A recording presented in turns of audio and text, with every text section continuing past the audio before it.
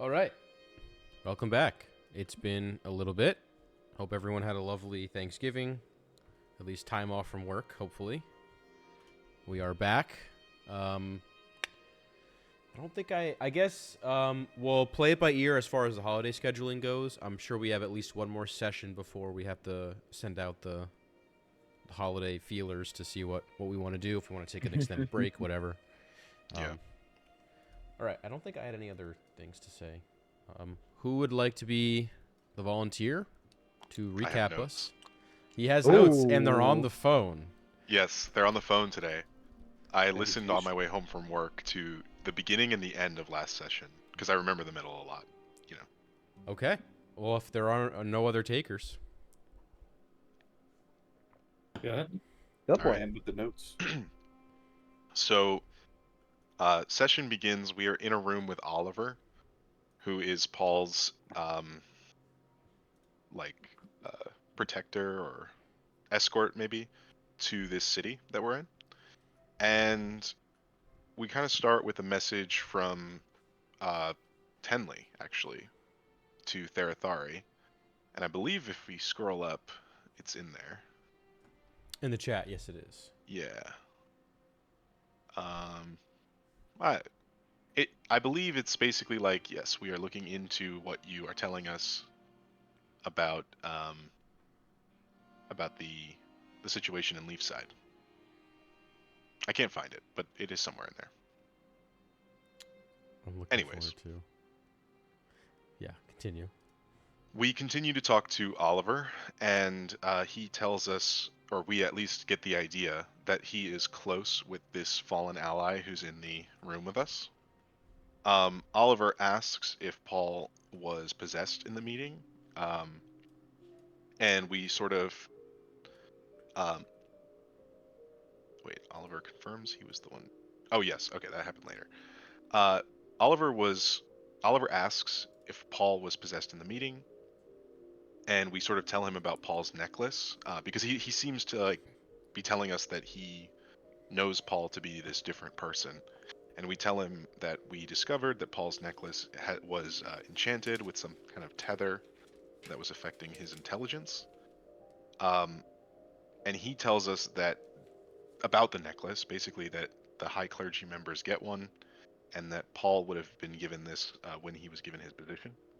And he also tells us that the Septon has a necklace like this, but it is not like associated with Vecna. The sense he got, it was something else. Um, Oliver also in this conversation confirms that he was the one that Jara saw when he was off talking with Paul. Or like, was he talking with Paul? Yeah, he sensed like an invisible presence. We then tell him about Leafside and the dragon we saw, and he tells us uh, that there is a syndicate operation in Alder Square, and so we kind of want to investigate that, but we can't go tonight because we're too tired. So Jara um, is interested in the Azure Quill and gets a coin that he can use to kind of begin the initiation process. We're warned that it's a selective process, but Jara is intrigued nonetheless. We decide to locate Paul in the morning because we're all kind of gassed and we don't have the energy.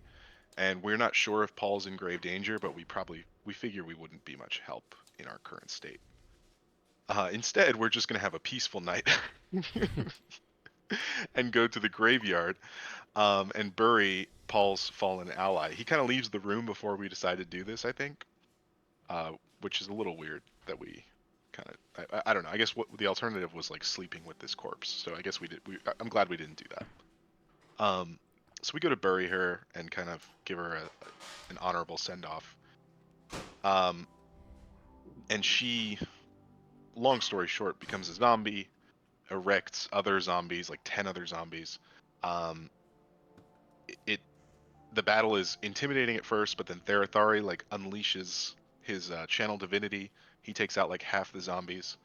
We all kind of swarm on her, while I think Iris kind of fends off the Iris and Therathari. I think were like bopping the little guys while we laid into uh the out there the like Paul's ally who was the main zombie, and she had this really cool ability to suction our healing power and then unleash it in a wave that kills and destroys, our, us.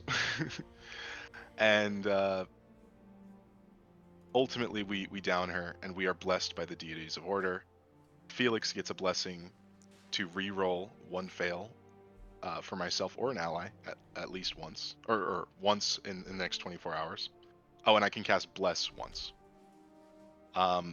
Jara gets an Ioun blessing, 60% chance to ask Ioun a question and get a true answer. 40% would be like a false answer. And a +1 to a history check. Or is it history check or +1 to all history rolls? I don't know. It's all rolls related to history. Nice. Iris gets success on a death save indefinitely because she crit. Thera gets an automatic 5 charisma or +5 charisma on one roll. And then we kind of ended session undecided on whether to tell Oliver about the night or like how much to tell him the truth. That's correct. Okay. Well done. Well earned. You can choose loot table or inspiration. I will take inspiration. Okay. Inspiration you shall receive. Yeah, we pick up in the aftermath. You guys, I believe, had returned. I'm not making that up, am I? I don't remember I precisely. think we like made up our minds to go back. I don't know if we actually Okay. played out returning.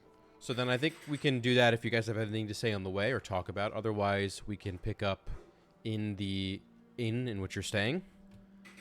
Totally up to you, but take it away. Session is yours. I'm happy to go back to the inn. Yeah, same. I wrote that down as well, so that we must have at least said it. All right, returning to the inn, in the room you guys were staying in, Bishop Paul's room, and he is still not there. Everything is as you've left it. If you'd like to make any additional checks, feel free. But as far as the room layout and the physical objects, it seems it hasn't been disturbed since you've left. I think I'd like to just do a general investigation check of the room and see if there's anything I could find that might point to where he's gone or what he was sort of thinking leading Sure. up to the meeting. Yeah, go ahead and roll investigation. Because if I remember correctly, he stormed out, right? Of the meeting at the Right. Yes, at the estate. Okay, so unless he's been like captured by the Synod, for like whatever, 9, not great. Oh yeah, 9. Okay. With a 9, your investigation yields no new information. Everything is the same as you left it. There's not a single thing out of place. No sign of Paul. I mean, his belongings are there. Right, but But- no new clue or yeah. Yes, no one has seemed to have entered. I kind of at a loss. I think we're gonna have to rely on Oliver tomorrow to locate Paul. Yeah, yeah. I agree. Oliver is not with you. He would have told you he's staying in another room, so he would go there. Yeah. Well, we kind of, I think we talked about that Okay, cool. before. He told us, at least he told us that he would be around Yes, he would. just to find him. I don't think he said he was coming with us, but he could like locate him. All right. Would you guys like to take your long rest? Or would you like to do anything in downtime here before you go to sleep? It is fairly late. Yeah, I was gonna say it's kind of late. I think I'm probably just gonna call it a night.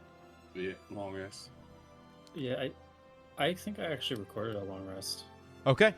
Yeah, I last did time, already too. so, If yeah. that's the case, then you guys have long rested. Sick. Excellent. So, you awake. Actually, Actually, you don't wake up. Therathari, You're all dead. roll me a d20. Sure. That is a 20. Wow. Okay. Ooh. First roll of the So- night. Because you have rolled a crit on this, you have a choice. And I'll work it into the role play based on what you decide. You are about to experience a dream. you can choose to have a nightmare, sort of frightening style dream that will potentially, not guaranteed, but potentially reveal some information about your particular mission, should you choose to choose that path. That being said, that you do run the risk of potentially having some side effects when you awake, at the cost of potentially getting some valuable, juicy information. Or you can have a nice, happy dream in which no new information is given to you, and there's a very, very small chance that you have some positive benefits the next day. What would you like to choose? We're going for the scary visions. Hell yeah. Darathari is becoming more and more goth as time goes on. I love it. Okay. Darathari, let me change the music. Go back. All right. You close your eyes for the evening, lay your head down. After a brief moment of thinking over the events that transpired, it was a very intense battle that you waged. Granted, you did very well, almost as if your type of cleric is made for that encounter. Regardless, while you excelled in the combat physically and magically, the psychological toll that the undead enemies you faced weighs heavy and stays even through the night. With the encounter of such a strong necrotic energy, something that your specific cleric path, that of the light, really is designed to seek out and destroy, you feel that much more like your senses to it are heightened, and as a result causes some unforeseen side effects on your sleep. Your first dream, of which there are two, your first dream is a cold evening. You could tell by the air, feeling the senses, obviously. You could tell by the air on your skin. You're high up, an elevation, more so than you've been in the last couple of weeks traveling with your new companions, your new friends. The sense of brisk air, especially in the cold, or in the night, excuse me, is familiar. You feel, or you felt this before. You are just outside of your abode in Ravencleft. Or, excuse me, Ravenloft. No, it's Ravencleft. It is cleft, right? Yeah, I'm right. It's Thank my you. map, and I don't even know. Yeah, isn't Ravencleft. Loft Strahd? Yes, Strahd. What is Strahd? Curse of Strahd. It's another module. Different module campaign. entirely. Completely different setting. Yeah, it's a good one though. To be fair. Anyway, Ravencleft, your front stoop you're sitting on, as you your vision narrows into exactly where in time and in place you are in your dream sequence. As you take a look around, you're kind of sitting on a rocking chair, cold winter's night, the moon high in the sky, full moon, bright. You can see Katha, no sign of Ruidus, and these like specks of sparkling light of the distant stars. Immediately, as soon as you get comfortable in this setting, it's almost like a series of time, steps, actions you've taken, completely removed from you, and you jump forward. Your dream is that of a jump cut. And you are now standing in front of you is an inferno.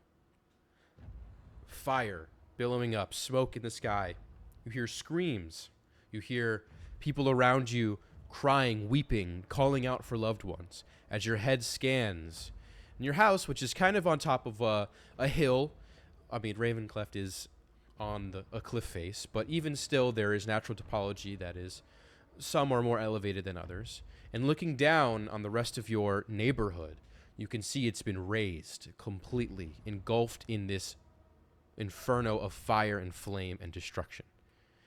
And sitting in the very far distance on the keep, because there's a small keep in Ravencleft, you can see standing on the center spire of this keep is a silhouetted, winged lizard-like creature standing atop claws wrapped around the pointed roof of this spire. As it kind of billows back, you can see, and leans forward and lets out a column of flame on the townspeople and buildings below it. Smoke and fire follow. Chaos. All right, Therathori. This is an important roll for you. I would ask you to roll a charisma saving throw. Okay.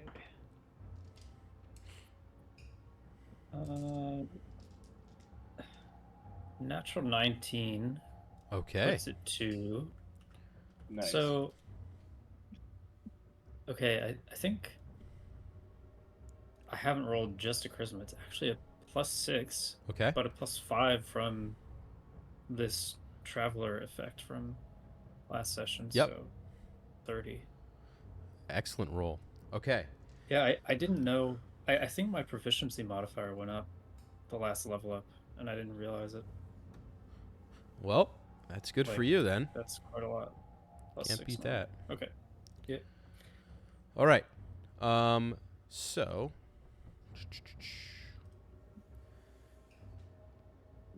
instead of feeling existential dread and fear and all the negative feelings in this moment, something within you flips. And normally when people are faced with life or death situations, fight or flight kicks in. And at that point, even the most trained and studied individuals usually give in to their instincts. But you, Therathari, however quiet and timid seemingly your outside is, in this moment, your heroic instincts kick in. And you begin assessing the situation. And in doing so, you stick around long enough to hear the dragon call its name and claim its territory. Cutting through the screams of the people around you and the chaos that this night has brought, this dragon writhes back again once more, letting out a loud as he looks around.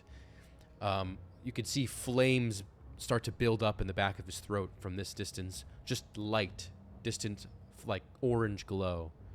And through what seems like magical means, he's able to project his voice as he says, "Mere mortals, death and destruction greets you this evening. But I am the freer of chains, the ancient, the almighty, Doom." His name is Doom, apparently.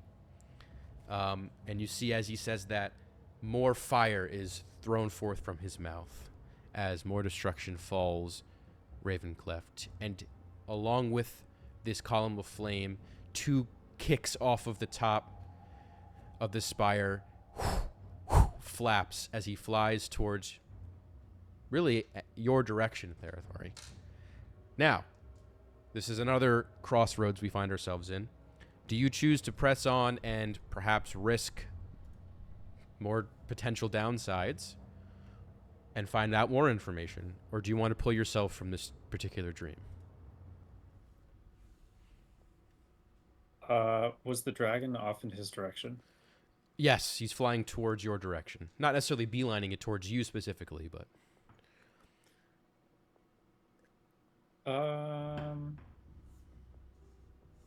Yeah, we'll go again.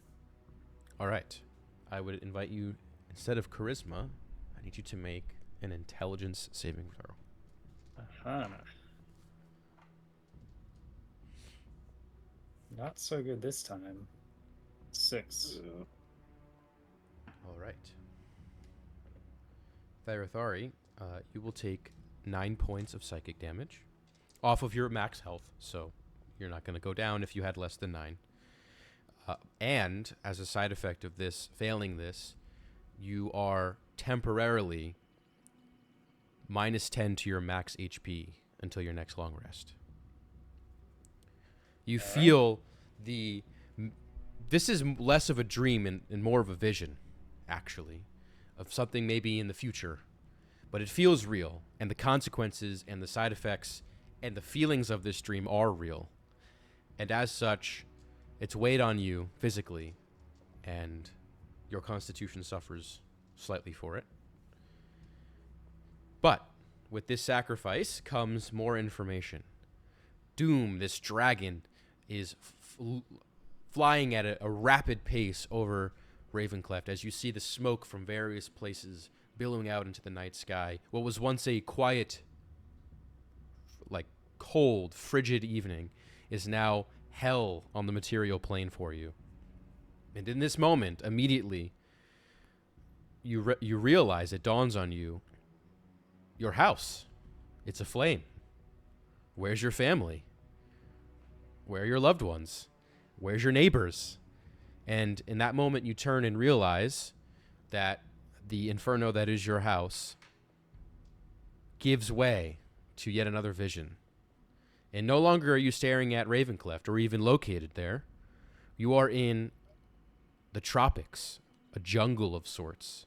You can hear winged bugs flying around you, buzzing. Zzz. This is the second dream that you will enter. And this hot, humid air is around you. You can almost cut through it. And as you look in front of you, you are in this brush, tropical leaves around you, ferns, all sorts of creatures and lizards, vibrant flowers and fruits. As someone in front of you, a brown-skinned human who is in very, very light clothing, sweat stains all over, dirtied, bald, is cutting through the brush with some sort of scimitar, actually. He's just sort of cutting through it. And a few moments later, you skip, and you see a pyramid-like structure in a clearing with sort of staggered steps made of ancient stone. I need you to make a final check here. This will give you the last little bit of information, potentially. You can bail at any time if you'd like. Totally up to you. But this will be a wisdom saving throw. Dirty 20. Okay. With a dirty 20, you press onwards, and in the next sequence, you are at the front, having skipped however many hundreds of feet. You are at the front of this entrance, or of this pyramid. And as you look at it now, as you're up close, you can see this isn't the full pyramid. This is like maybe the top half. The other bit is submerged under the like subterranean, submerged under the earth.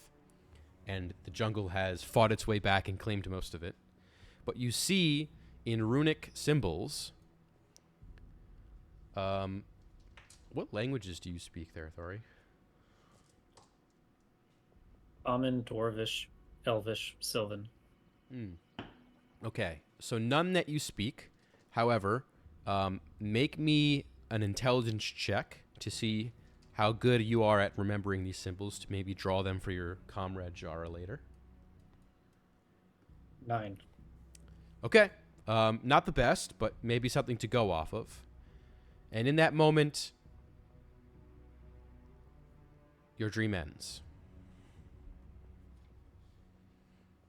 And you can take a full a full long rest, but make sure you minus the 10 from your max and minus the 9 from your health pool. You wake up in a nice little pool of sweat. And all of you awake to... I think Therathari would probably be the first, having had some night terrors, at least that first dream. And we will start the day. What would you guys like to do?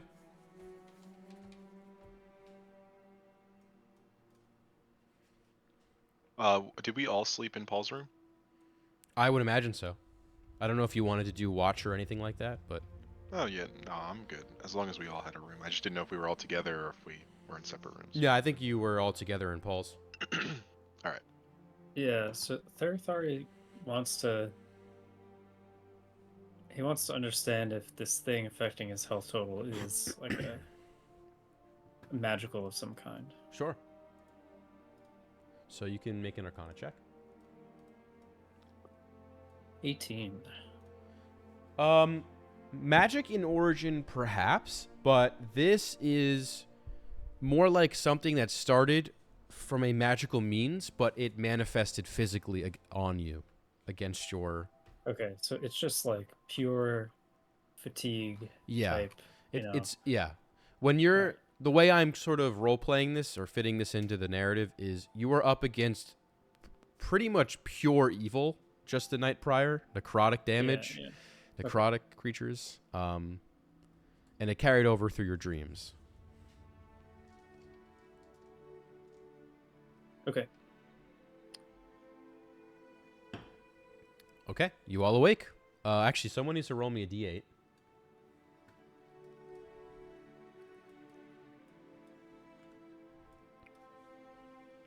Seven.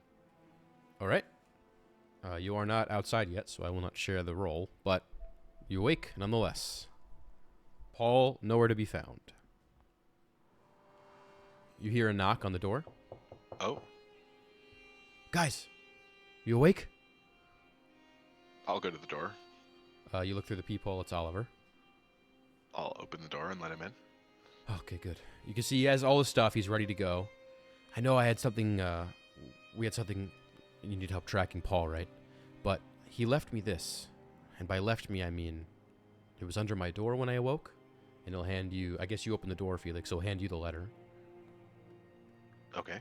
The letter, summing it up, is basically an apology for how he acted. And he basically said, I'm not fit to be a bishop or an archbishop or anything.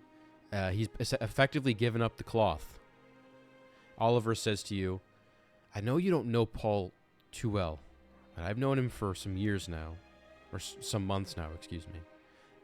He's not the one to quit like this. Something's up. Where did you find this letter? I woke up, it was right on the other side of my door. Someone put it under my door last night. So, would you mind if I took the letter for a moment? Yeah, of course. Could I do some like forensic analysis on this thing? Sure. Ooh. See if it was forged. Yeah. Absolutely. And you are leveled into rogue, are you not? I am. So this is your wheelhouse. So I'm going to kind of use maybe not a traditional role here, but I think it'll be in your favor, so I don't know that you'll complain. But I'm going to sort of rule like your thieves' tools can maybe help you here. And so if you can add the proficiency to this roll. And what type of role? I'm going to call it an investigation roll. Okay. So I add my investigation and thieves tool. Yeah, bonus? I think that's a good ruling for, this is your wheelhouse. That's Thievery. incredible. All right. Oops, off the thing. 23. Okay. So you're trying to ascertain if this is forged, correct? Yeah, and then I mean, if there are like fingerprints, that'd be wonderful. Although I guess that doesn't really help us that much. We don't have a database. I mean, with a 23, you definitely, especially your time in Karth, you've seen a lot of these kinds of deals maybe and written down in this way. This is 100% a forgery, but it's really good, actually. Like, this isn't some dude who... And you actually, the way you do this is you compare it to the notes that Paul left in his room, and you can see of course. the handwriting is very, very similar, almost identical. There are certain letters where the lines aren't quite as irregular. They're a little bit more formal in Paul's writing, coming from a background of formal education. But it's very close. To the naked eye, this is Paul. But with your experienced look on this, comparing to the evidence you have before you, you are confident this is a forgery by someone who is good at forging. Not only is this a forgery, but this is masterful work. I want to learn from whoever did this. So it is fake. Interesting. Yeah, unfortunately. Which I think means that Paul is probably in danger. Um, Oliver, you said you were gonna help us Yes. locate him. I just need some time. 10 minutes. Sure. All right. I won't be too long, and he'll kind of go into one of the corners of the room, start ritual, creating his circle, and he's not going to ritual cast this necessarily, but for roleplay perspective, I think it's cool to prepare something, so he's going to. What are you guys doing in the meantime? Worrying. Jara's doing something that Therathari, because we usually share a room, sees him. He's doing like his morning stretch and like meditation routine. Iris is preparing spells for the day. Okay. There, Yeah, Felix probably is too. Iris is also probably putting Mori back together after last Yes. night's damage. Definitely attending to the wounded fossil. All right. In no time at all, Oliver is ready, and he'll say, "All right. I think I'm ready. You have that pendant, yeah? Oh no. Oh, I don't think we have Paul's pendant, right? Oh no, but his shit's in the room. But would his pendant be in the room? Wouldn't that have been on him? No, yeah, that's not in the room. Sorry. He'll just go. He'll grab from Paul's case. He has or his backpack, his travel pack. He has a really nice quill and ink vial that he uses to write all of his like official documents and sign things. And he'll bring it to the circle, use this object to locate, and he'll close his eyes. He'll say some sort of ritual, some incantation, and there will be a faint glow around the objects that he's holding to use as signaling on where Paul may be, followed by a I'm not getting anything. What? Does that mean he's like not on this plane? No, I think it's not even that. It's I'm blocked from even finding him. Usually when someone's not on this plane, you kind of have traces maybe, but I got nothing. What does that mean? Does that mean someone's interfering, or does that mean he could be, passed? No, I either he's dead and someone went into extreme cleanup mode to wipe his sort of aura from even being located or detected, or he's in some sort of scry field. It's tough to say. I don't have any information other than that. Wherever he is. What could create these conditions in the city? Someone with high magical ability, or a room that's sufficiently locked down for magical alterations or interactions. A clean room of some kind, perhaps.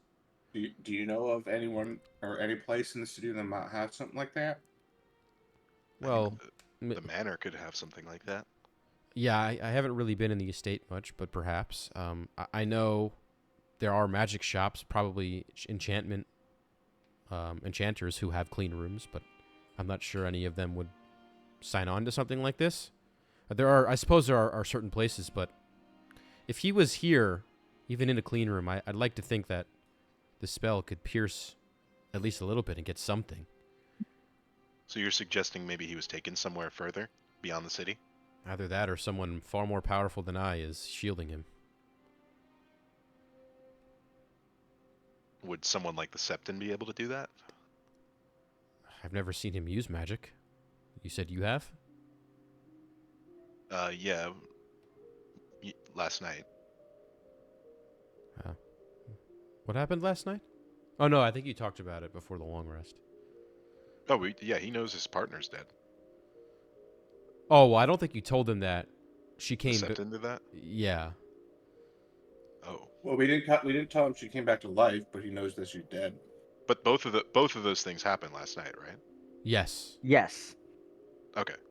So I'm talking about the Septon. Yeah. like melting her face off or whatever. Yes, he's aware of that.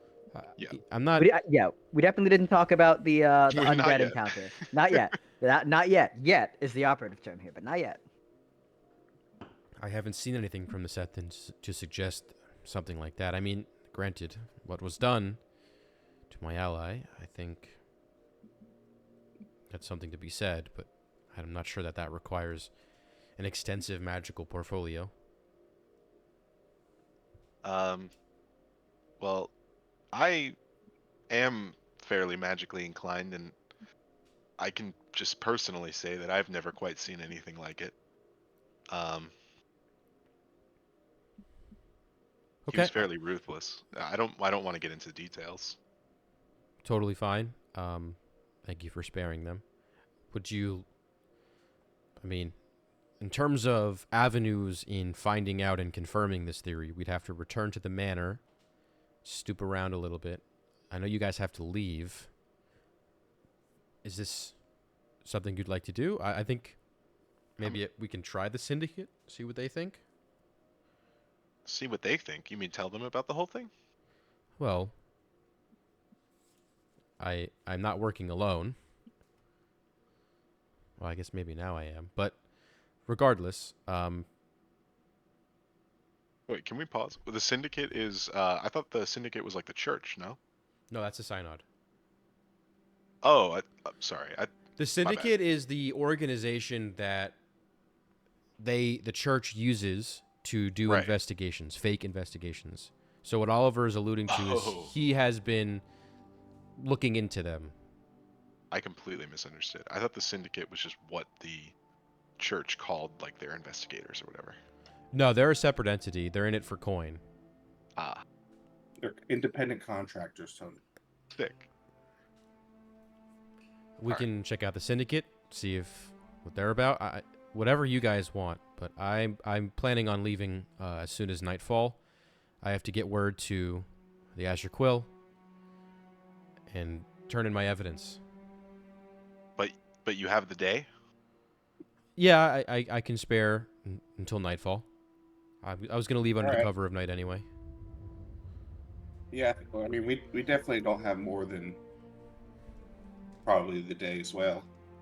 So maybe we start with your hunch, check out the syndicate, and then We'll go after from that, I don't know. Yeah, we'll take it by ear. All right. Let's go. Lead the way, I guess. We'll follow. All right. Now, I mentioned last time the syndicate is in Alder Square. This is also, if you recall, Jara, Mm-hmm. where one of the members of the clergy meeting disappeared to. Yeah, it was the Shikumo lady, right? Yeah, disguised Shape-shifter. at least. Yeah. The disguise. I didn't see what the disguise like The true came form. off as. The No, true no. form, right? You saw a hooded figure, Yeah. significantly shorter than the Shikuman woman that. Unfortunate. But Shorter, like halfling short, or just like regular human short? definitely not halfling short. Like the Shikuman people are elongated, larger. Yeah.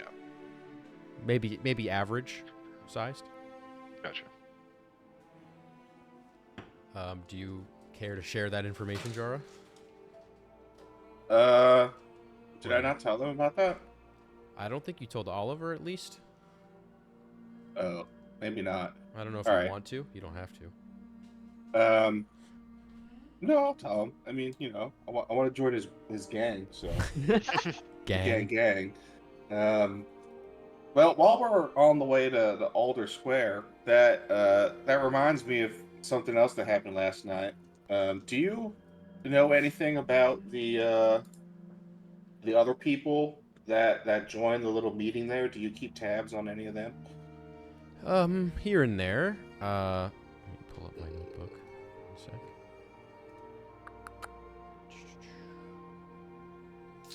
Did I keep my notes for Okay. I know of them. I know of the places. I know the places that they look over. I know their favor with the Septon. Do you, I've done. do you what do you know about?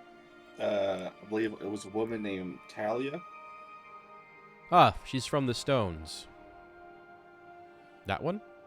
The one that has like really elongated features, like kind of tall, lanky. Yes. Yeah. What about her specifically?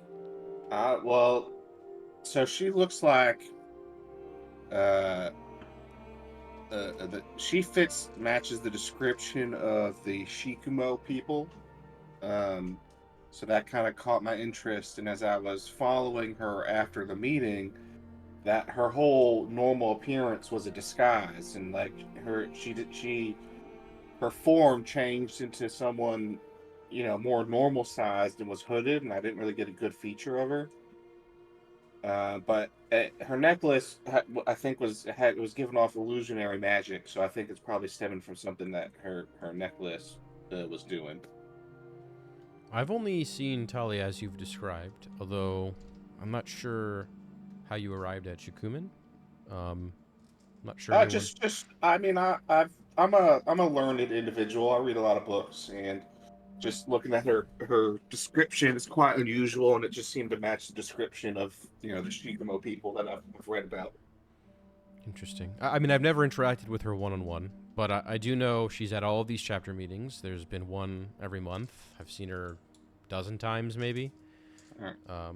I never got a weird vibe from her. Well, at the very least, this person who was at the last meeting, if it was indeed her and not someone masquerading as her, it definitely wasn't her true form. They changed. I lost them right around Alder Square, so I don't know. Maybe if there's someone from the Syndicate or something. I don't know. It just seems like a coincidence. I see. Well, more data points is always good. I guess Alder Square Maybe seems if to be the there's hub. another operative coming out or something. Maybe want to keep tabs on her since she's lying about her appearance. Just Okay, a thought. noted. You know, the longer I've been here, the more I've realized there are a bunch of weird and shady things going on, and I often end up adding multiple line items to my notebook and crossing off fewer and fewer as time goes on. I But- hear you, brother. Yeah, it's tough. All right.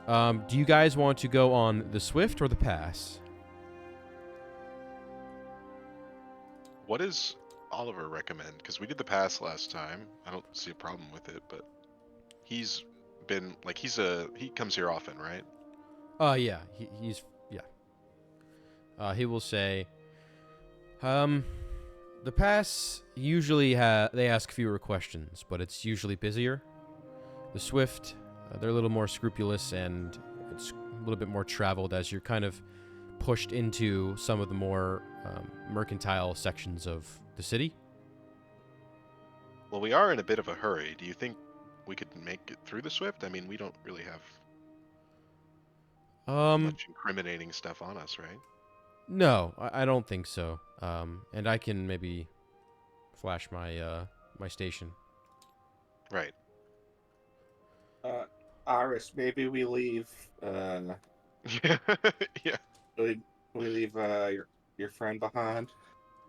I'm beginning to realize the error of making it look like a skeletal monster. Well, really good, Yes. but we need to intimidate someone. Yeah, it I'll has tell its you that. benefits. Don't be so hard on yourself. We all learn. More, you're going to have to stay here again. There's an expression of sadness. Is this room paid for, by the way, or is like They room stay service for gonna free. have a front? Oh, I'm not sure if room service would come. We can hang the do not disturb All thing right, on yeah, the we'll door, put but do not disturb. as far as Yeah. the room's concerned, its stay is paid for by the synod. All right. I would if there's like in the bathroom, I would like run the bath or something and set up a little like biome area for my toad and let the toad free roam with Mori to kind of like entertain him so they can like play and have social interaction. How sweet. I love it. Some more enrichment for that enclosure. Yeah. Enrichment's important. That's right. All right. But yes, he'll say, I think as long as you have something to say, the Swift should be fine. And if things get a little hairy, I can always throw my station around. However much credibility I have, maybe it'll help us. Sounds good to me. All right. Do you guys want to make any small talk with Oliver, with anyone, while you are heading towards the Swift? I feel like Jara would just be, I don't know, talking, chatting to him, just trying to chum him up. Not really about anything specific, but you know. Make a charisma check. You do that. I got just a normal charisma flat. Yep. I got a 13. All right. As far as Jara is concerned, that's pretty good, I'd say. Yeah, you guys make some small talk.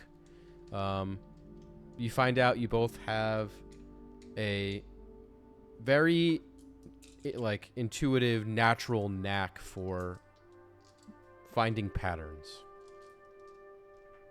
amongst things, for better or for worse. And you bond over that. At least you've gained one friendship point. Nice. All right.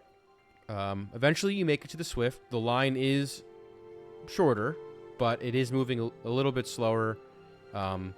Relatively speaking, you'll probably get over the Swift quicker, for sure, as was described to you.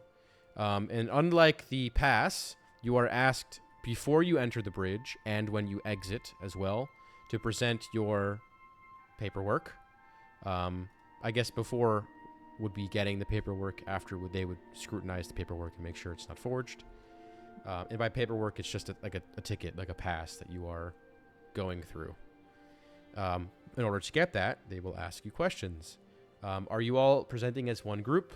Are you splitting up? What would you like to do? I think one group is fine, right? And then that way we can all kind of skirt through together. Yeah, I think one group makes sense. Okay. Less stories. Sure. All right. What's our story? What's your story? Does the syndicate do like normal work, or is it strictly Sanad business? I would say first be careful where you throw that name around. All right. But I'll take it back. technically speaking, they are for hire. So anyone who pays the most can use their services. All right. Is there any use in just being truthful and saying that we're looking to hire some investigators or something? That would bring on a lot of questions on what was being investigated, where, should the local authorities be involved. What is there to do in town? Shop. There's a lot of sites to see in the Lufston district, University Row. If you want a tour, there's frequent tours that happen. It's a kind of a historic university. You can go and see the arena, pretend that you want to look at the fields. There's a lot to do in the uppers. Take your pick.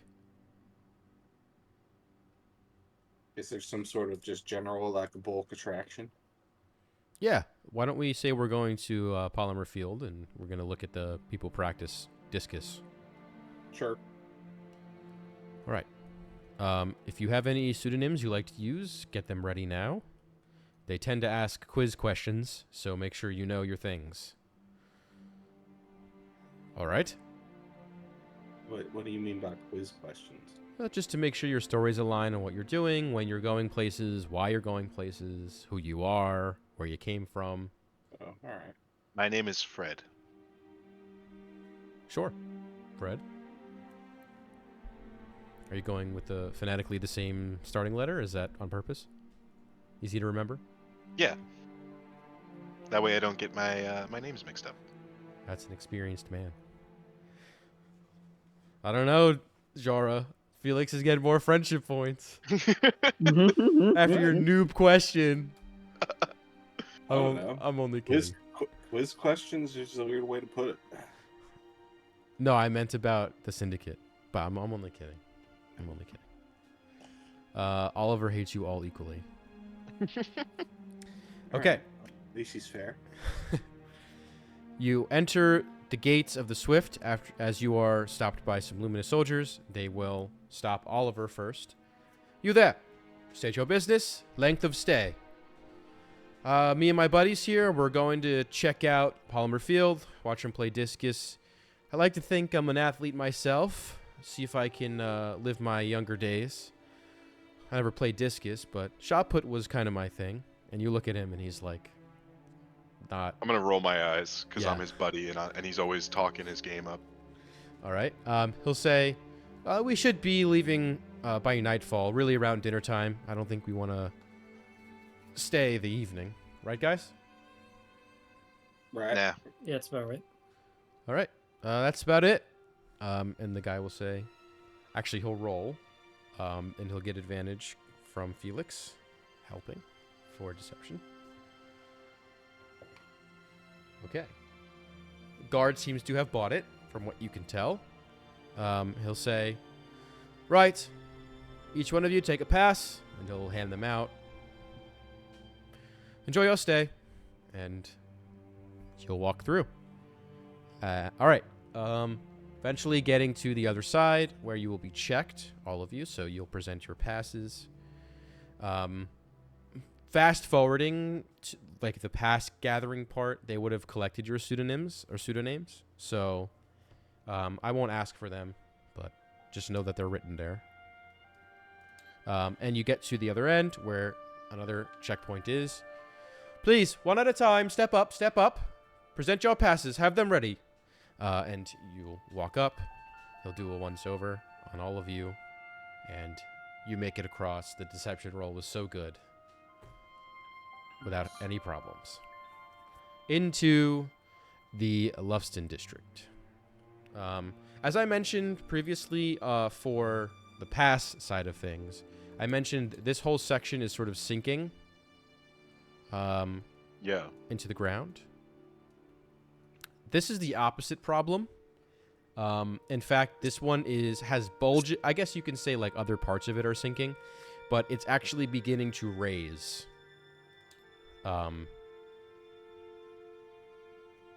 It seems like as rain and mud, sort of the groundwater or whatever, accumulate, it causes these mudslides or shifts in rock in the underneath portions of the stonework, and it is placing very strange elevation differences on the ground. You can see this part of the uppers is quickly becoming the lowers, even lower than the lowers.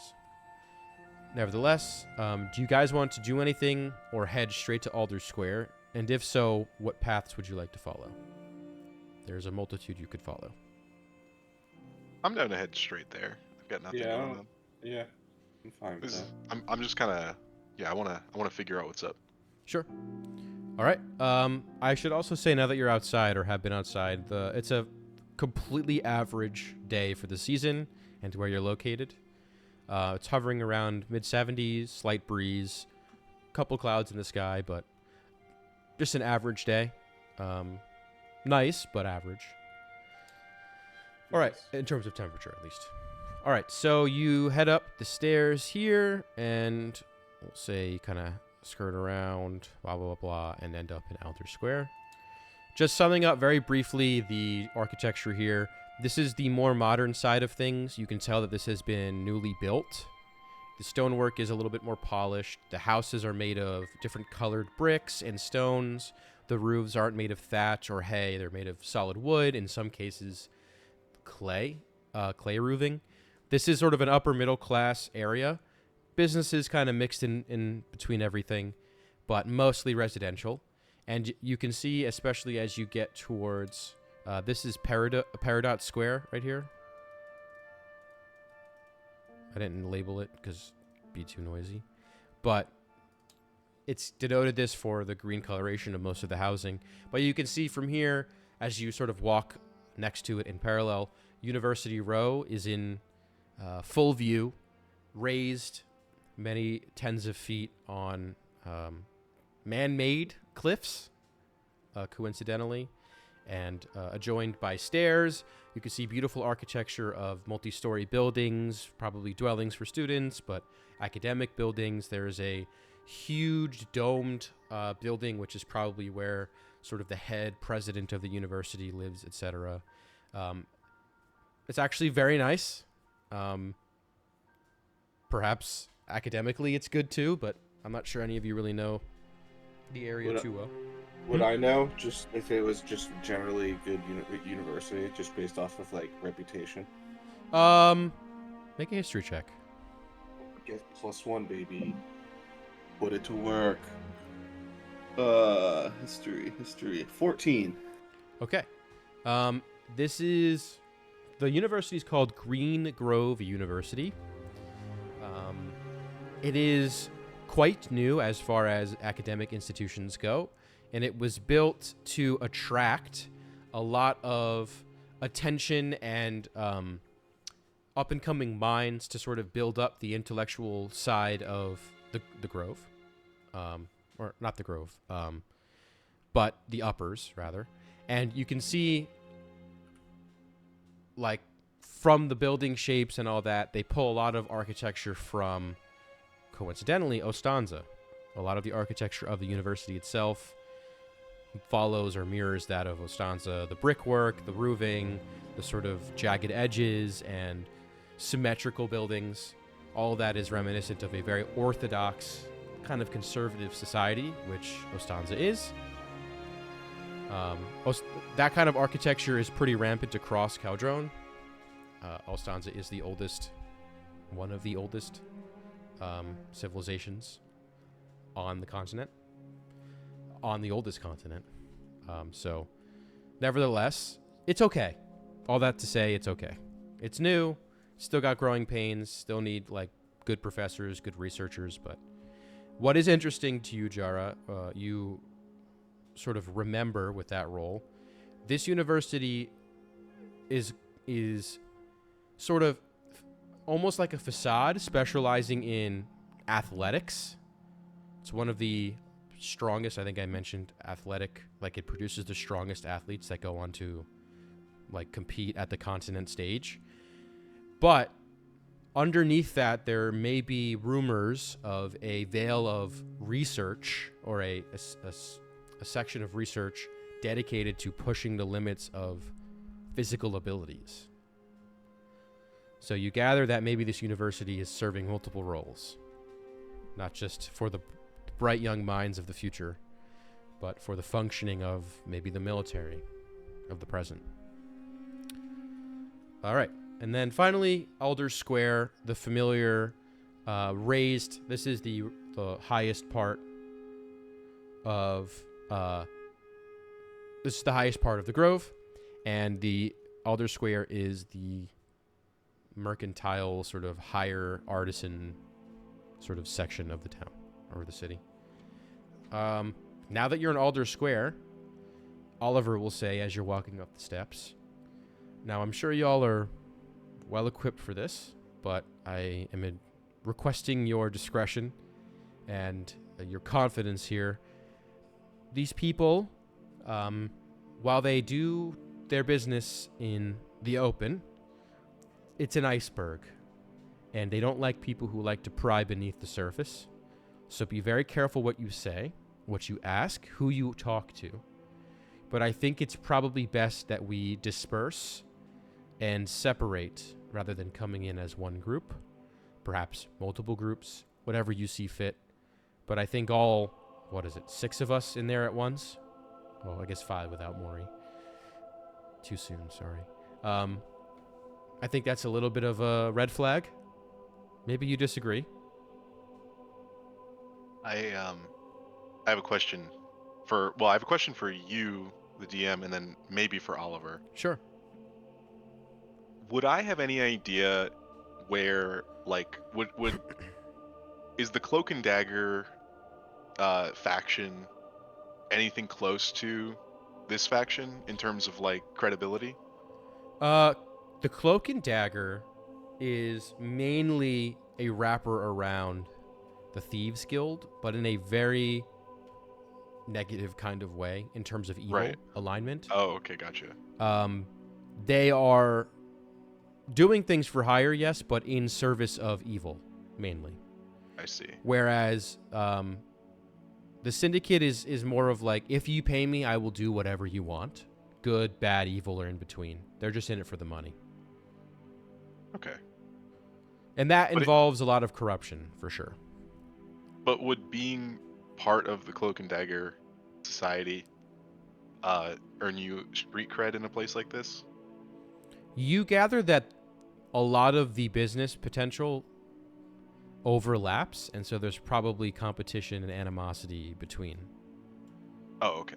Then never mind. What Forget good my questions. All right. So, how would you like to partition your group? Well, I have the letter, so whoever I go with, I'm probably going to be showing them the letter and asking them I'll put you guys if here, they can use it to, and you can. or if they can, like, learn anything about it and help us find our friend.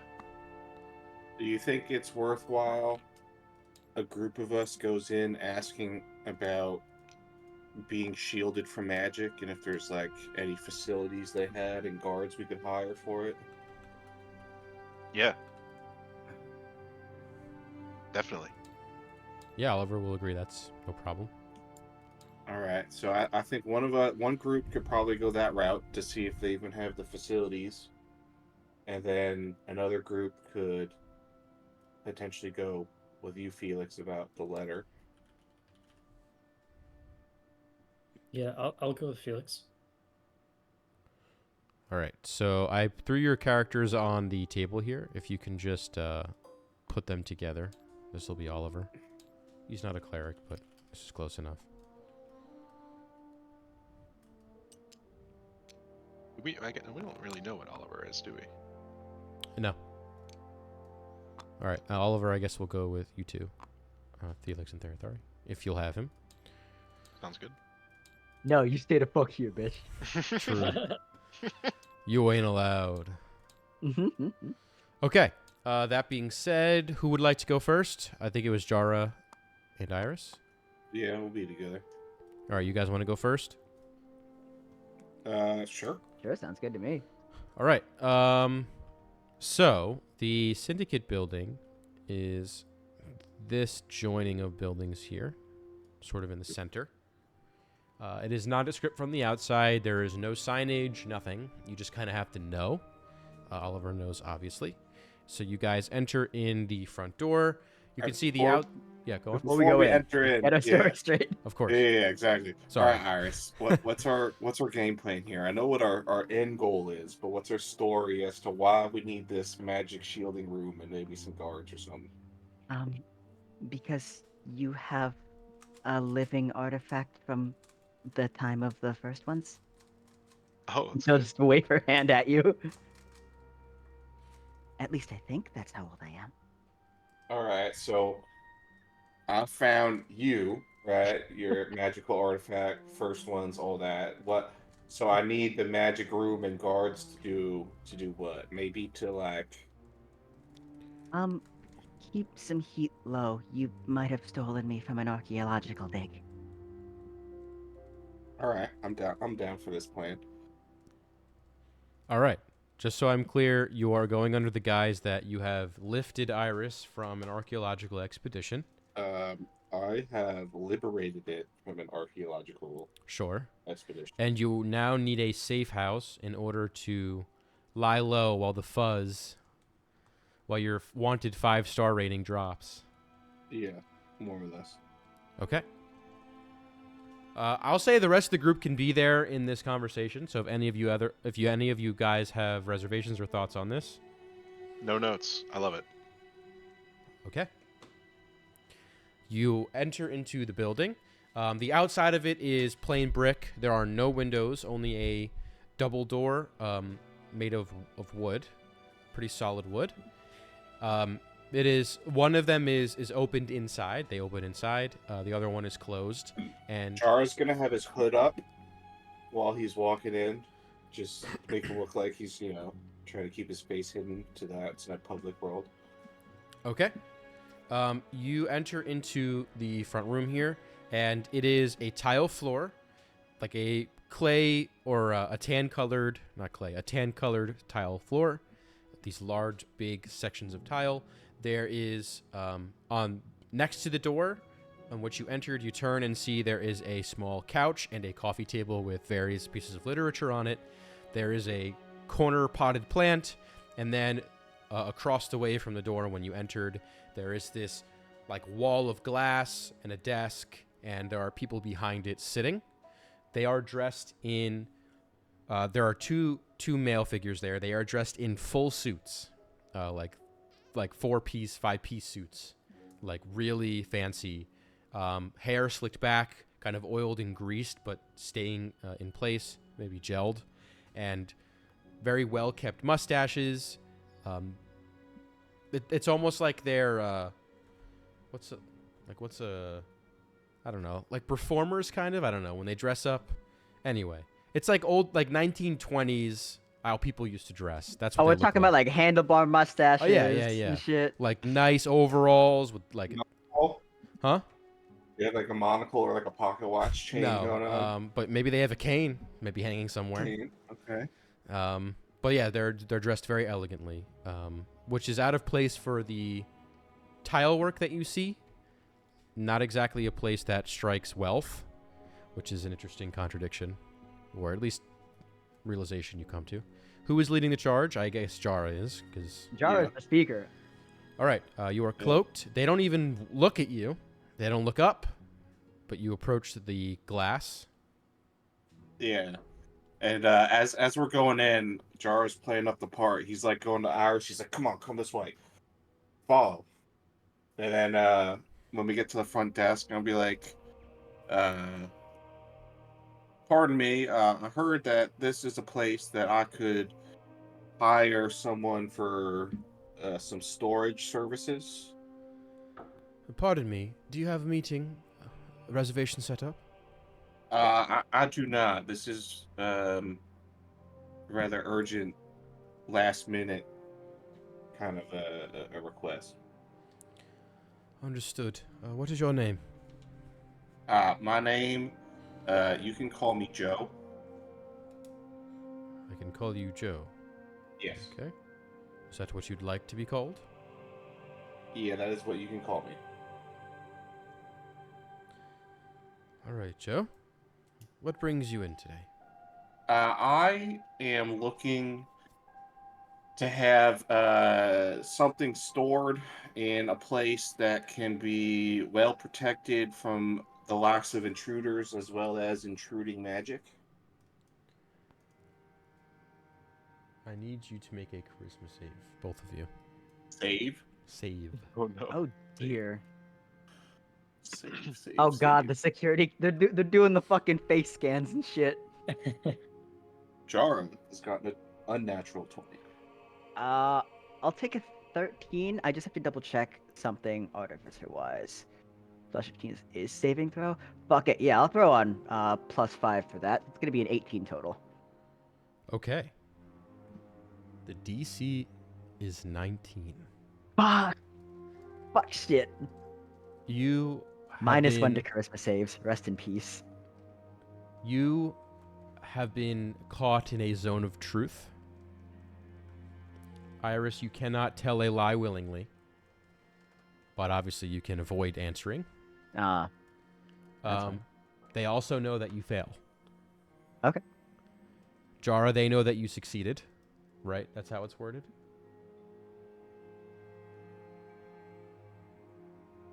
I believe so. Such a creature can be evasive. Yeah, I think they know either way. Okay. So, you are then asked, you say you are in need of privacy, yes? Yeah. And what is the origin of your concerns? Well, I have accompanying me a powerful ancient relic of magical origin that I would like to have stored and kept watched until a certain time has passed in which certain individuals may not be looking for it. I see. And does this creature have a name? He looks at you, Iris. Do you Hey. speak? You can speak Hello. now. You can call me Valira. Lyra? Right. You say you've found in some archaeological... Did you say that, archaeological? No. Okay. How did you come across such a creature? It was found in an archaeological dig. I see. You know, thinking about it, not sure that I know of any such archaeological sites, even close nearby. Would you it's like... not near. It wasn't nearby. You'd have me believe you've smuggled this thing from some archaeological expedition in which you've no doubt lifted this creature by yourself Your words, not mine. to this location with A, not getting caught, B, this thing not going rogue and killing you and everything in its path, and C, well, quite frankly, without selling it or any means in with which to put this thing, I imagine doing some sort of escapade to lift this from some site, which is no doubtly well secured, without having the means to transport it safely, store it safely, and keep track of it safely. You expect me to believe all of this? Look, I got it from a merchant up in Turia, and it is not intended for me to sell.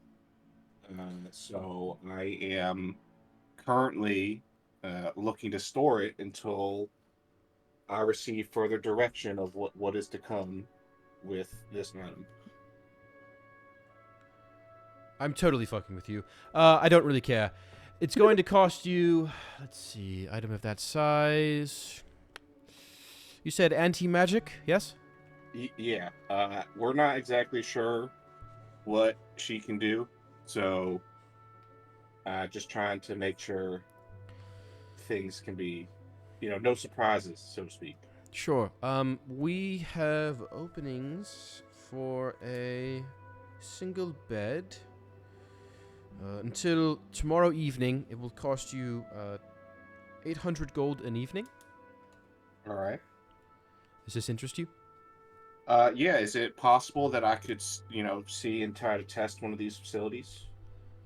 I'm not quite sure what you mean by test. Well, I would like to try to use some magic in the room to make sure, or at least check out the, arcane enchantments to ensure that it's actually anti-magic and secure. Sure. Fine. Payment is up front, though. All right, I'll put some 200 down as a deposit, and then if everything checks out, I'll give you the rest. Make a persuasion roll. It's going to be a high DC. This is their business. Well, I meant, sorry, I don't know, maybe misunderstood. I meant like 200 down, we go check out the room. If it passes what I want, then I'd pay the rest. Not like after like the day is up. Yeah, he'll say, I'm afraid all arrangements are done up front. You can get your money if you choose to leave. However, 800 in full is required upon entering. All right, well, the unfortunate thing is I only have 490 gold. Well, I will split the other 400 with you. Okay. All right, so I'll take out 400 gold. All right, here's half, and I've been storing the other half. This thing is pretty handy. It has a little magical compartment in it. Iris is gonna pop open the chest compartment and begin reaching for gold. Okay. Do you guys have enough for 800? Yeah. Okay. You place the 800 down. In exchange, you get a waiver. A signature is required from you, Jara, as the one commissioning this. Sure. Similar to arrangements you've signed now in the past, this is a binding contract in terms of it's not a simple sign and you're done. There is an arc, like a magical essence to this contract that, if broken, will notify the issuer for them to bear the full force of the consequences listed therein. Essentially, you're being sworn to secrecy of whatever you see beyond those doors. They cannot be told, It's an NDA. yes, to anyone under any circumstances. Okay. Do you sign it? Yeah, I'll sign it as Joe. Okay. You're not sure what that means for the spell, but sure, you can sign as Joe. You hand the slip back. He takes the 800 gold. There is a door just to the right of this glass pan, closed off desk with a little slot under, kind of like a bank teller's, kind of like that. But next to it, there's a set of double doors that you hear a faint series of locks, of mechanisms being undone, and it swings open. And standing before you is the individual that was sitting next to the guy that was dealing with you, dressed very nicely, indeed with a cane, just for flair. And you are ushered to step in. If you will follow me, I'm afraid this is protocol. And he'll pull from his pocket blindfolds. All right. And earmuffs, so you are blind and deafened. All right. And you are escorted, maybe. Are we both blindfolded, deafened? Yes, they will do both of you for sure. I will offer you each, if you'd like, at your own risk, the opportunity to finagle out of either your sight or visibility restraints, or hearing restraints. With the exception that if you are caught, it's, probably not going to be good. But you can gain access to seeing or hearing, one or the other. I've got enough plausible deniability that I'm not from this time period. I'm going to try to pop my eye out. Okay, make a sleight of hand check. Oh, that's a natural 20. Hell yeah. Wow. The 21 total. Holy shit, what a time to get that. Let me change the music. You guys always get the crazy weird rolls. Just nailed. It's either a natural 20 or a natural 1 that would have shown up for me here. There was no in between. Yeah. Okay. As the individual blindfolds you, or blindfolds your ally, Jara, and begins to reach in his pocket for the other blindfold, you manage to pop your eye out, place it in your hand, keeping it behind you, and when he steps away after you are blindfolded and deafened, you release it. Got my little eye. And it follows you. Every so often, I may ask you to make a stealth check. So I would say that instead of dropping it on the floor, I would just kind of have it in my hand, just sort of open fist, but eye poking out from the whole of my hand, kind of like this. Mm-hmm. Okay. That way, in case someone is oh, what's that? I can slip into a pocket or try to hide it somewhere else. What you makes do sense. is you just go like that, and then you say you got him. All right. You are walking. You can hear. This is similar, at least when you looked, tile flooring. You can hear his nice dress shoes kind of tapping, echoing on the floor. And eventually, you hear a couple series of... Actually, you don't hear anything or see anything. Eventually, you are demasked. What do we see, though? You see. Make a perception I can see check. stuff. Perception. That's... I shit you not, that's another natural 20. Wow. Hell yeah. 22 total. Okay. Wow, 22. Okay. So, the natural 20, you see the way that this is set up is it's a series of turns to disorient you. With the natural 20, I'll say you can recognize and recollect and store in your memory all of the turns in the correct order. because why not?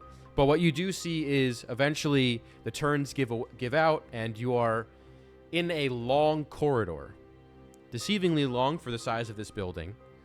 You did not go underground or upstairs, but there is a long corridor of doors. Every 25, 30 feet in between, there's a door on either side, matching. And at the very end of the hallway, there's another set of double doors. Are the doors windowed at all, or are they flat slab? They are solid metal. No window. As you approach one of the doors, I need you both to make Constitution saving throws.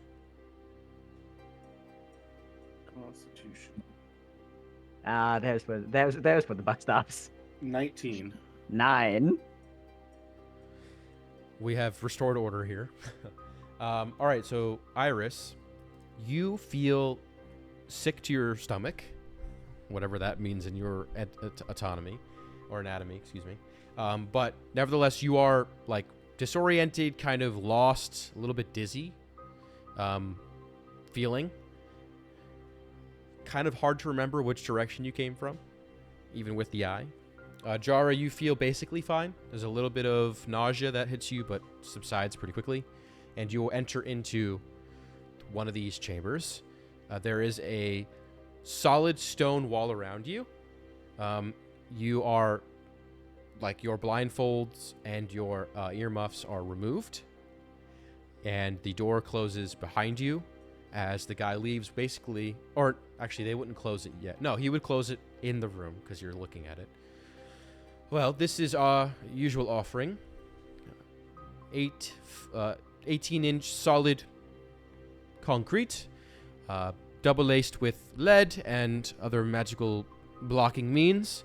As you can see, no windows, no ways in and out except for this door here, which is a double-coated steel with lead inside and blast-resistant to all magics, basically. Blast-resistant to dynamite or fire, and has a melting point well above 2,000 degrees.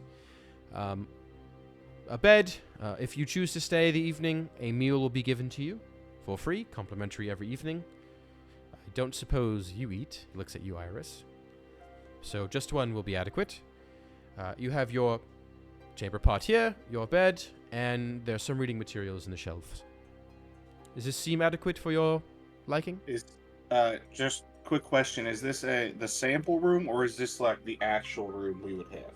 This would be the one. I can give you the keys now, if you'd like. If you wouldn't mind, could I cast like a simple like ray of frost on the wall just to double check the anti-magic properties? With your permission. Make a persuasion check. Nat 20. Jesus Christ. This like one-off encounter is becoming You guys are fucking nailing this walk. This is insane. We're gonna learn nothing, but we're nailing the Absolutely shit out nothing, of but we're it. gonna be pros at it. Not usually allowed to do this, but I just want to verify let it the slide. anti-magic. Fair enough. Please, as you wish. Okay, I'm gonna, I guess, point towards a corner of the room that's like unadorned, away from everybody. Like I don't want to make it look like I'm Sure. threatening anybody, and I'm going to attempt to cast a ray of frost. While Jara has our guard's attention, I'm gonna put my eye on the floor and wait for the door to open. Or like either for him to open the door when he leaves, or if the door opens again, I'm waiting for that door to open so my eye can just zip out and explore. Okay. All right, you go ahead and cast. And nothing happens. All right, well that seems to check out. Definitely anti-magic. Did he mention anything about a restroom? Oh, you have a There's a chamber pot pot. in here. Chamber pot. Okay, yeah. All right. May I Yeah. try something? Well, it depends. What do you want to do? Does my bag of holding in my chest work currently? So the effect of this room is any magical enchantment, ability, or anything like that is completely muted. Oh, that's unfortunate. Oh, are there some things that we need to get out of there? A few things for myself. All right. What are they exactly? If I'm going to be here for a while, I'd like to tinker around with some things. All right. Would it be okay if we step out while she grabs some things and then we step back in? Is that her? You're really pushing the limitations here. Is this room adequate for you? Will you wish to stay? Yes or no? I look at Iris. I'm like, are we staying the night here?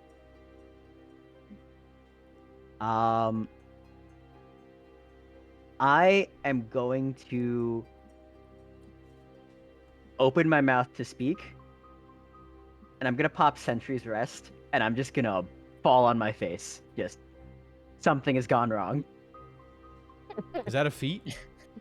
No, that's just a race thing I can do. You can willingly pass out. Yeah, in this state, you appear inert, but it doesn't render you unconscious. I can see it in here as normal. It's just kind of who I am as a Warforged. Hilarious. I love it. There's a Alright, moment so- where he steps back. The door is closed. You are all in this chamber. So this is like feigning a short circuit. Yes, basically. Sort of the suggestion is that the anti-magic field is fucking with the ancient magic artifact. All right. Is this thing okay? Does the anti-magic properties, is it rated for ancient magic items? Don't know that it discriminates against the age of magic. All right. Well, from my understanding, this is again limited understanding. What I've been told from the merchant that I acquired this from, the powers that the magical powers that are activating this robot sentry creature are really old, so that makes them really delicate. So essentially what I think happened is this thing might have short-circuited, which I don't think is very good. Do you guys have repair technicians on staff, or am I going to have to just take her and leave and find somewhere else? I think it's best you leave. I don't think our business can be aligned with your needs. All right, I guess that's probably for the best then. And I'm gonna like struggle to like drag. Do you have like a dolly? Can I? She's really heavy. I'm afraid you must deal with this yourself, but I must blindfold you. All right. Well, I'll hold on, and I guess you can drag both of us. He will pull out from his pocket a stone. He'll say some words to it, and you hear, and he'll just say, "A moment, please." And you hear footsteps coming from the hall, and the door opens up, and you see. My eyes going rolling. All right, how did he use his stone? He's in an anti-magic room. You don't know? That's a good question. Probably configured. There's probably like a back channel that it's He's tuned using the to. right frequency. Oh, yeah. He knows the owner. My eye is roaming now. All right, make a sleight of hand check again. For whom? Iris? Yeah.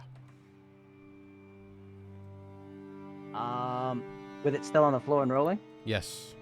Okay. Thanks. All There right. we go. The universe balances itself.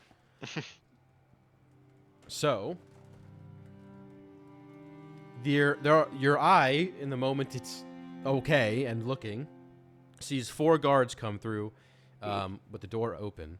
These are heavily armored guards. They're not luminous. They're like probably hired help, but they are very heavily armored. Thick plates of armor, shields, long swords, short swords on the side, very like well equipped. They are wearing black steel armor, and like red capes and like red, accents. But they arrive, standing ready, and as they do, one looks down and goes to step on your eye, Iris. And That's as fine. It'll pop right Yep. back in my head anyway. right back into your eye socket. Right, blindfolds. You ready? Are they carrying her or am I dragging her? We'll carry both of you. All right. I guess so. puts the blindfolds and the earmuffs on. Before they go on, you have the chance, both of you, one last chance to do something if you'd like. I'm pretending to be inert, so I'm going to remain the way I am. You said it would be sleight of hand, right? If I Well, wanted to do something. If you wanted to do something hand-related. Well, like if I wanted to like try to sabotage the blindfold or earmuff. Yeah, if you'd like to finagle with it so it's not as effective, there's a range in which you can mess with it, but that would require a sleight of hand. I don't. Hold on. I'm gonna see if I. No, I don't. I don't. I don't think I'm gonna do anything. Okay. You are blindfolded and deafened, and you are escorted out promptly through the winding turns, etc., out until you reach the main lobby, after which you'll be presented back with 800 gold. All right. We are sorry Oh. our services were not adequate or up to your standards. If you do seek an arrangement similar to this, we invite you back. I'm gonna All right. begin startup sequence in the lobby. Well, I appreciate your time. I'm gonna give them just like 10 gold. Sorry that it didn't work out this way, but this is for you, just for your time. Hopefully, we can do business again in the future. Likewise. Stay safe. He'll take the You as well. gold very quickly, and you leave the building, and we'll take a short 5-minute break, come back around 8:15-ish. I want to make a real dramatic show of me like dragging Iris out while she's like rebooting back up, Hell yeah. All right, just for fun. you sell it. I'll performance roll it. I got an 8. All right. You kind of trip and fall on the way out, and Iris clangs to the floor, but you pick her back up, and you make it out eventually. All right. We'll come back in about 5 minutes. All right. Sounds good. So, Jara, you rejoin your yeah. allies. Yeah, I was gonna say. I'm assuming we're meeting back up. Yep.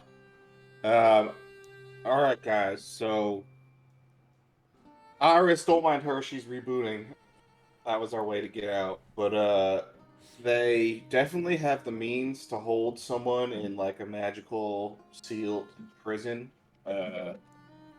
It's real. Security's real tight. First off, the people at the desk, don't be surprised if they use a zone of truth on you. So be careful.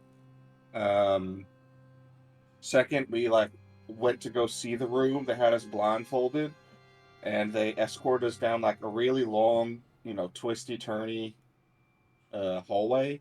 And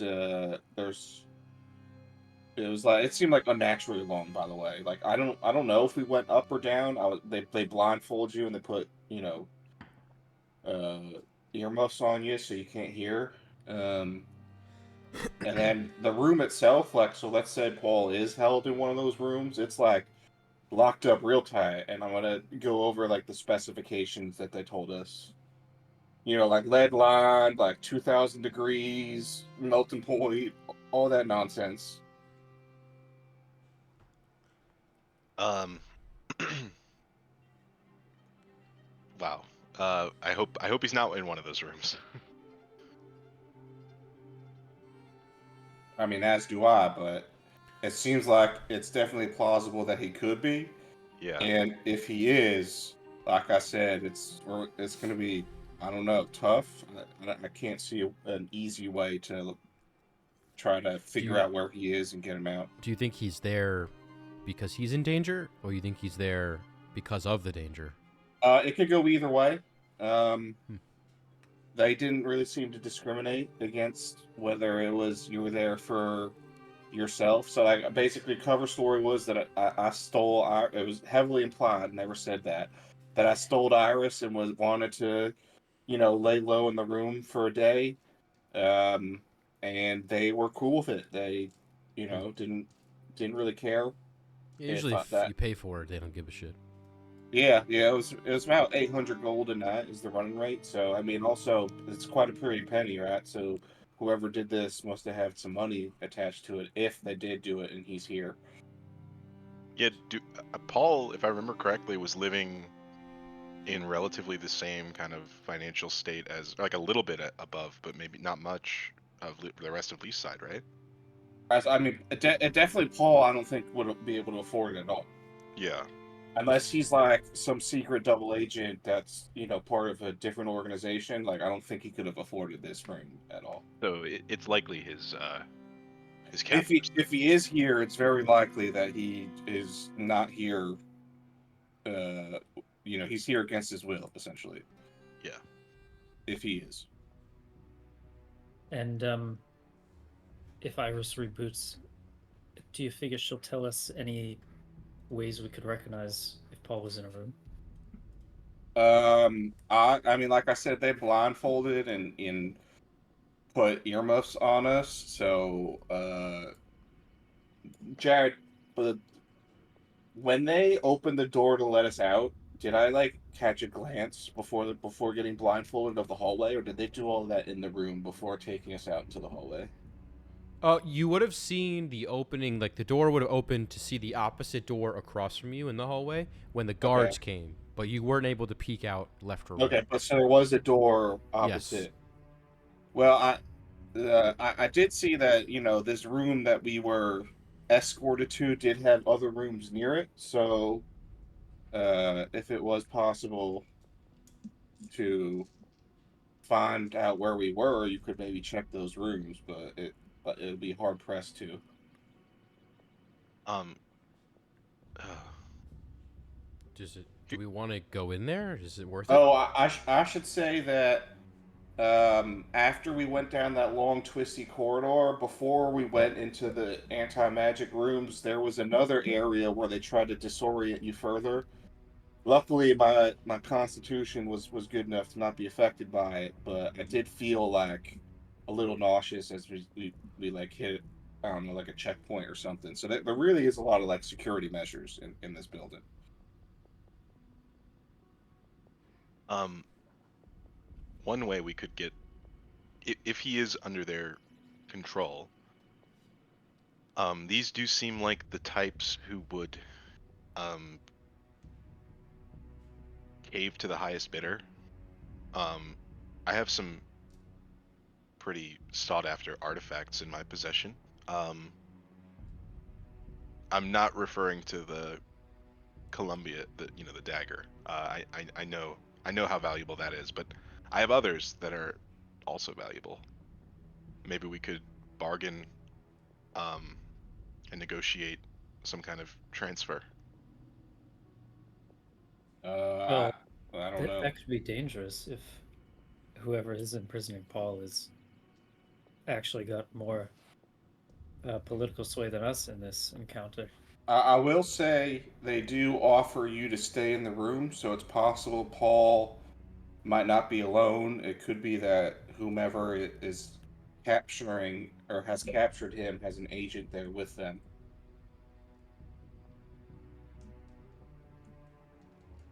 I was at least offered to stay with Iris, so it's like it is a possibility. Do you think we could play an angle of maybe trying to get information about a suspect we're looking for? They are an investigative force. Maybe there's a missing person, or I don't know. Is that too much heat? Well, we don't even. You mean? Just trying to see if he's in there, because we don't even know if he's in there, and maybe we can, grease some palms and get information. Maybe not get him out. We could go really heavy-handed and pretend to be like part of the whole thing. Well, we might need confirmation that he's in there if you want to do that. Well, that's the risk, yeah. I mean, we either look like fools, I guess. In the best case, we find out he's there. In the worst case, they know we're not part of the whole thing and they tip whoever is. And what kind of security was in there? They had like armored guards, like heavily armored guards. I mean, So not when you first enter. When you first enter, it's just like the two of them. But like he, and I would say they have what appeared to be magical items that could work in their own anti-magic rooms, like they're attuned to do something like that. So if we definitely try to take a fight in there, we'd probably be at a very severe disadvantage.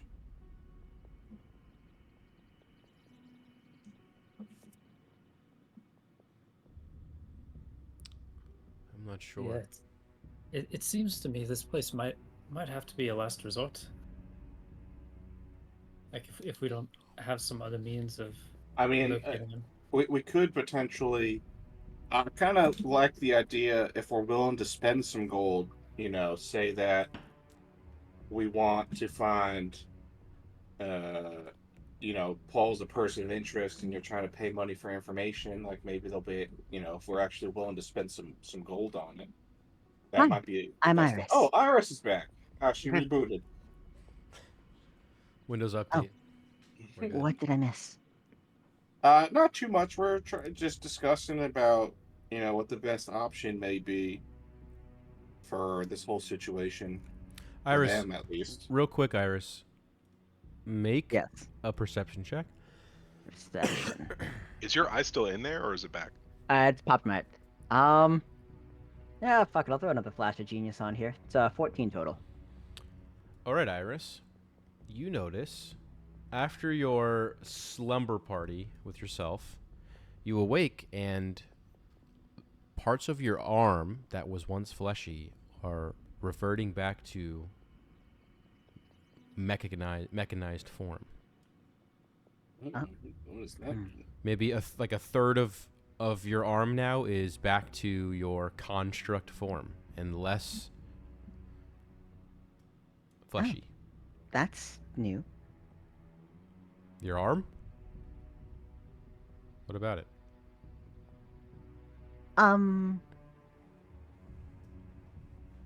I'll look to the rest of the group. All right, no, maybe looks like you got a little ding or something when they're carrying you out. That's all right.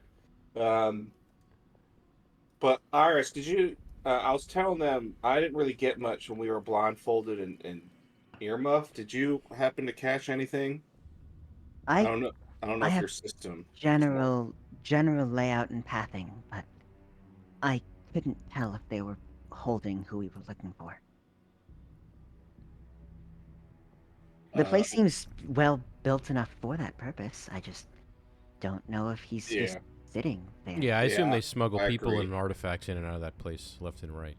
The Well, other understanding is that if he's staying there, his magic is severely dampened. 100%, yeah. Maybe it's best that you guys go in trying to find him, and then we See what they say.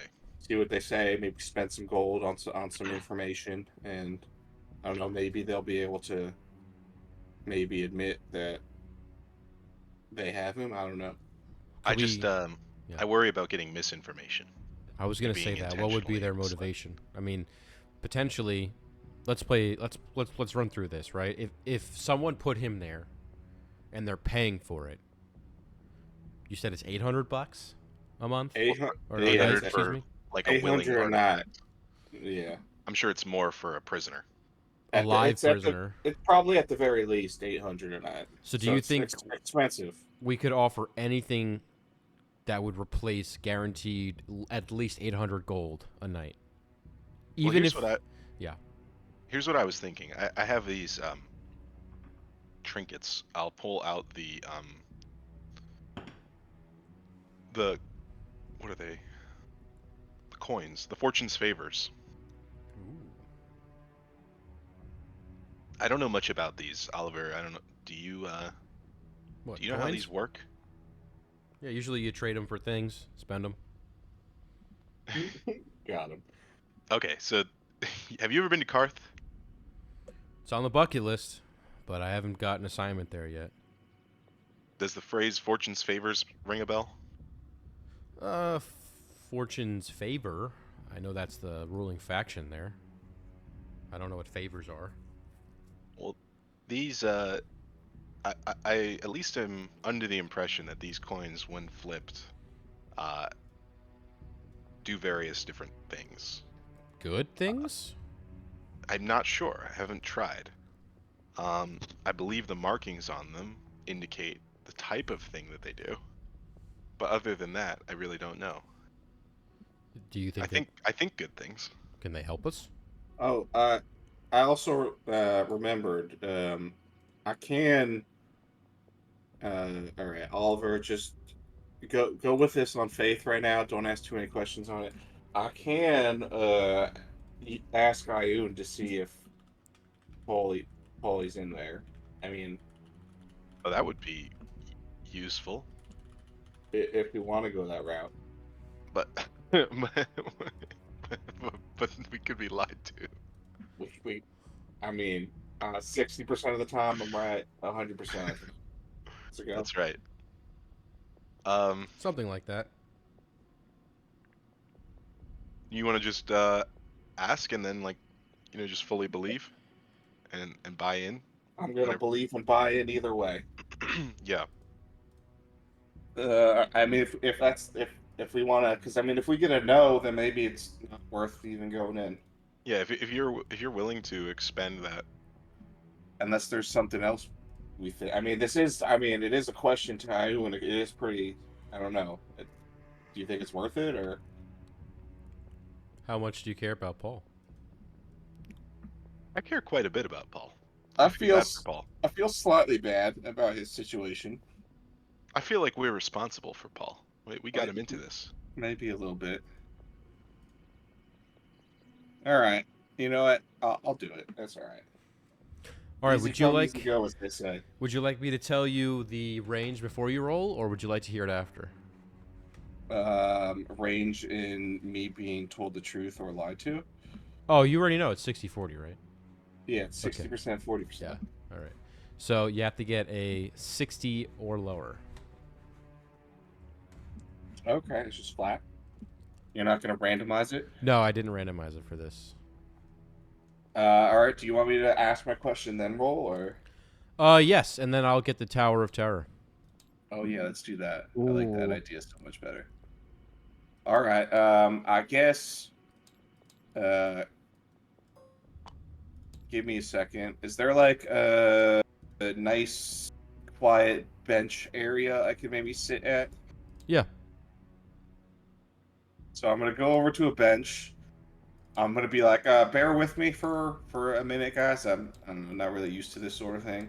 I'm just gonna take out my many books and just kind of like place them on a stack next to me, just kind of thinking like Ayun likes books, so maybe this will help. You know, Mm-hmm. that's kind of my reasoning.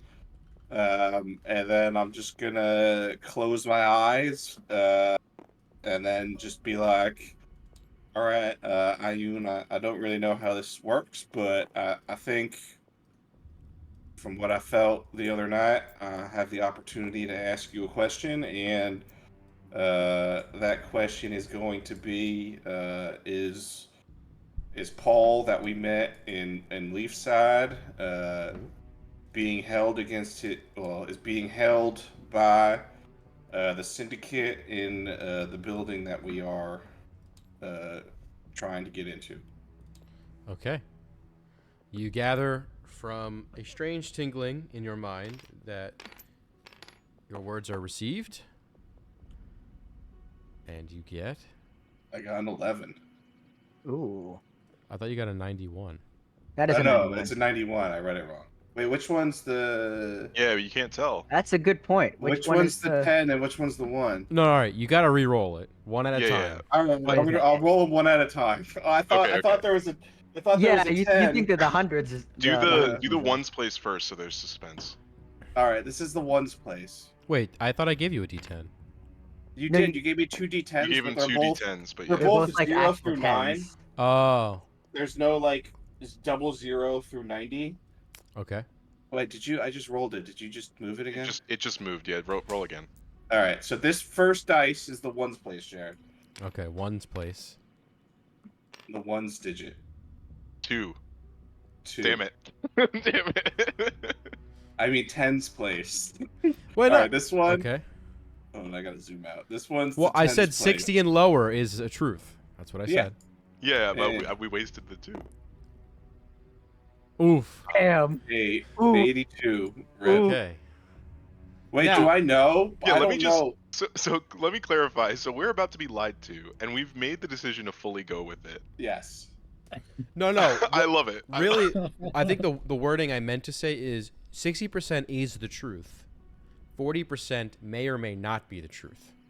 Oh fuck, That's not bad. that's So what actually is- better odds. That's good. So what is Okay. this 82 then?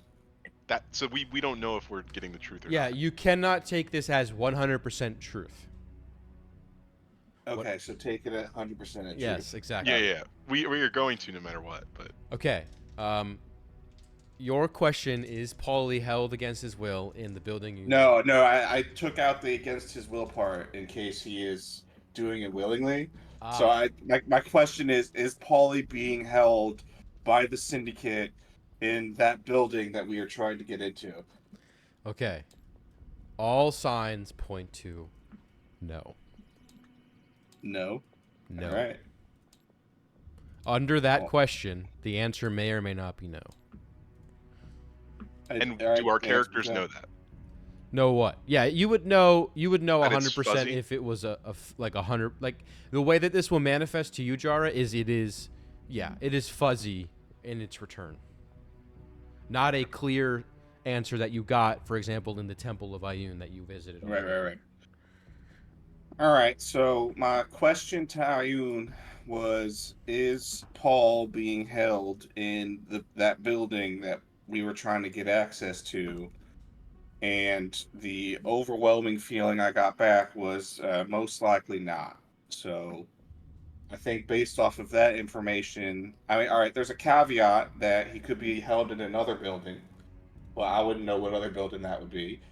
Oh, Or what would Ayun say if it was like a pocket dimension whose I don't entrance know. was in the building? Who knows? But signs point to no, at least according to Ayun. Okay, For so that- then I think That it's specific worth question. Thari going in and I going in there, showing them the letter and saying, "Hey, we're looking for our friend." Right? If all signs point to no. Maybe you could hire their services to find the forger of the note. Right, Because exactly. because you want to hire them. You want to here- hire the forger. Here's what I was thinking. Paul, he's a well-respected clergyman. Thari, obviously a cleric, man of God, or the gods.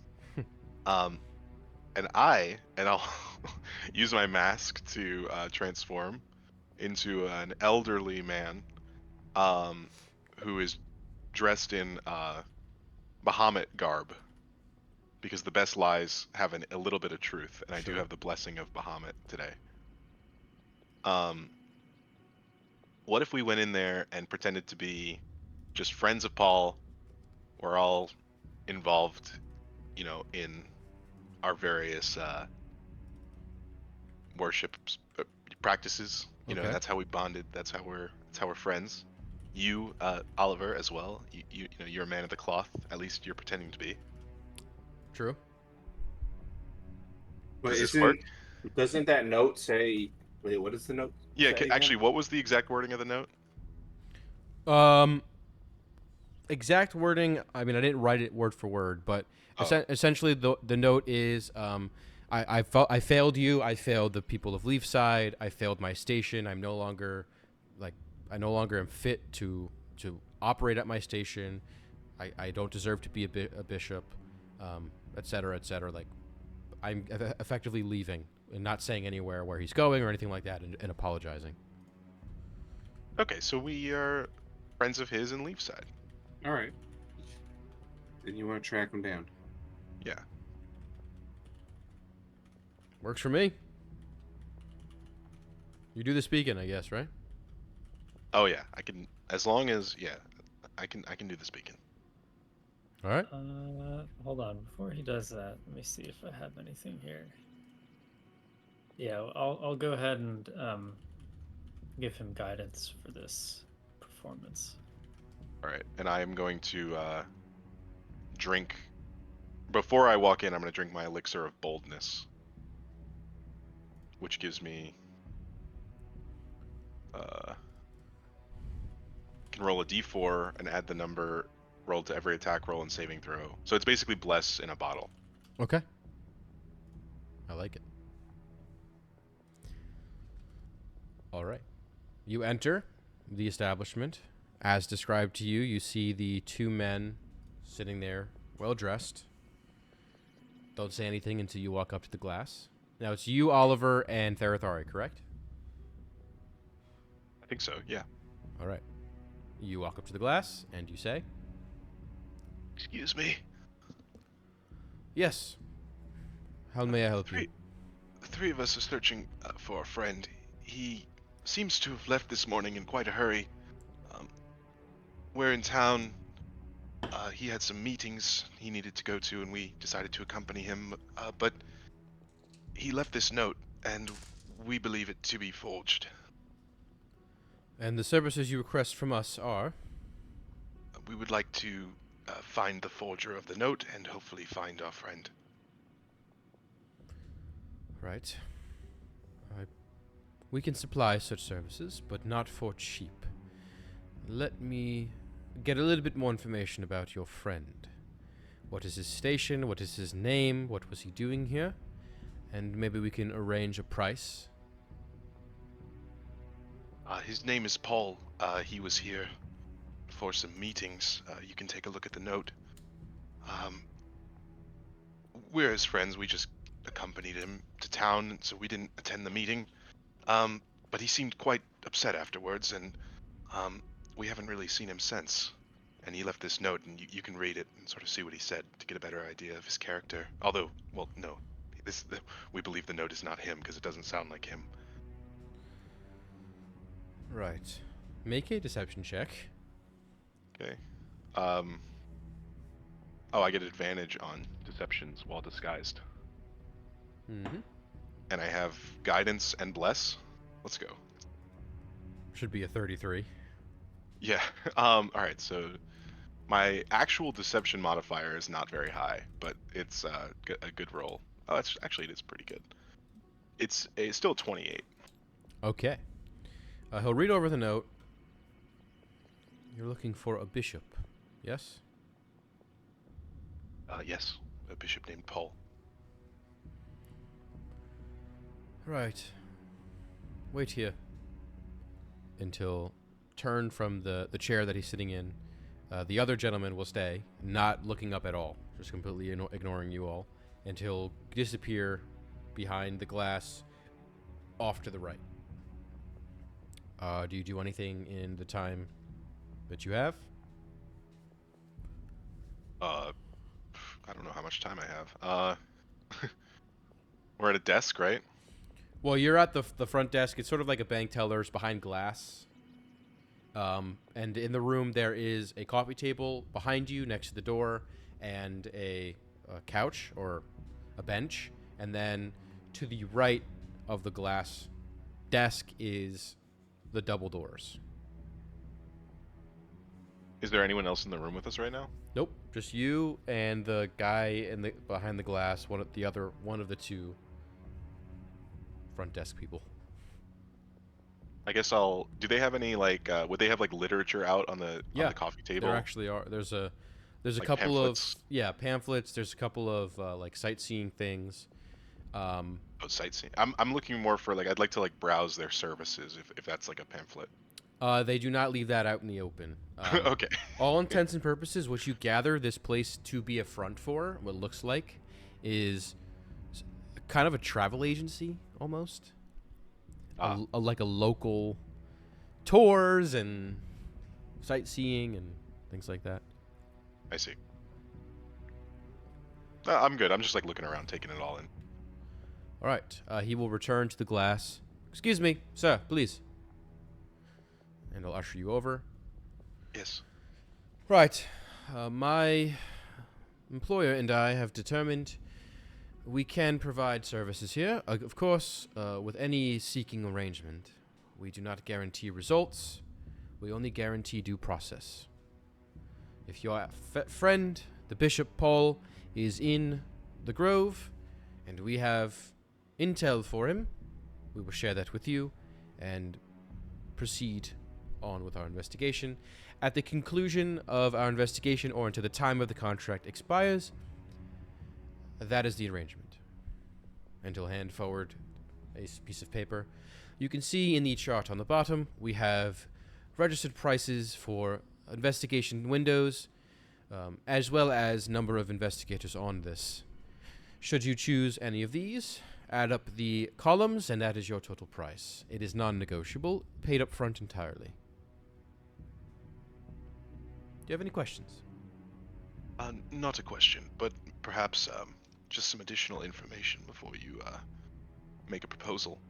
Our friend here, we did try to locate Paul ourselves, and we tried to. I'm not sure what did you use? And I'll look over to Oliver. Yeah, you know, growing up, I've always had a thing for magic, and I was able to use an object of Paul's. We go back a while, so I think our connection is strong. I haven't really been able to do this with anybody else, but I was able to basically use this object to map his location within a certain range. Now, I've done this once before. See, Paul is many things, a wanderer among them. And one time, he was wandering, and I was able to locate him with this means. But this time, nothing. Not even a glimpse. Not even a whiff of his aura or anything. Just nothing.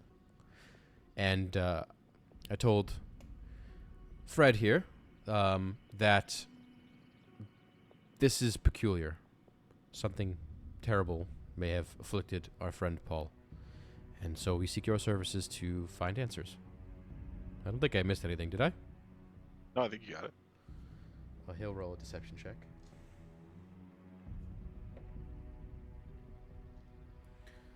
Right. It could be possible that wherever your friend has wandered, I could see a world in which this type of blockage may be possible, feasible. Your Bishop Paul, your friend, he isn't in bad standing with any individuals you know of, is he? Not to my knowledge, but he did seem pretty upset after this meeting of his. I see. Well, prices are on the bottom. If you'd like our services, that is what they'll cost. What are those prices? Sure. So it varies by length of window, the time, and then it's multiplied by number of investigators. So if you want, I'll just go by one investigator per window. Yeah. So if you have one investigator and you want to do it over the course of 3 business days, then that will cost you 800 gold a day.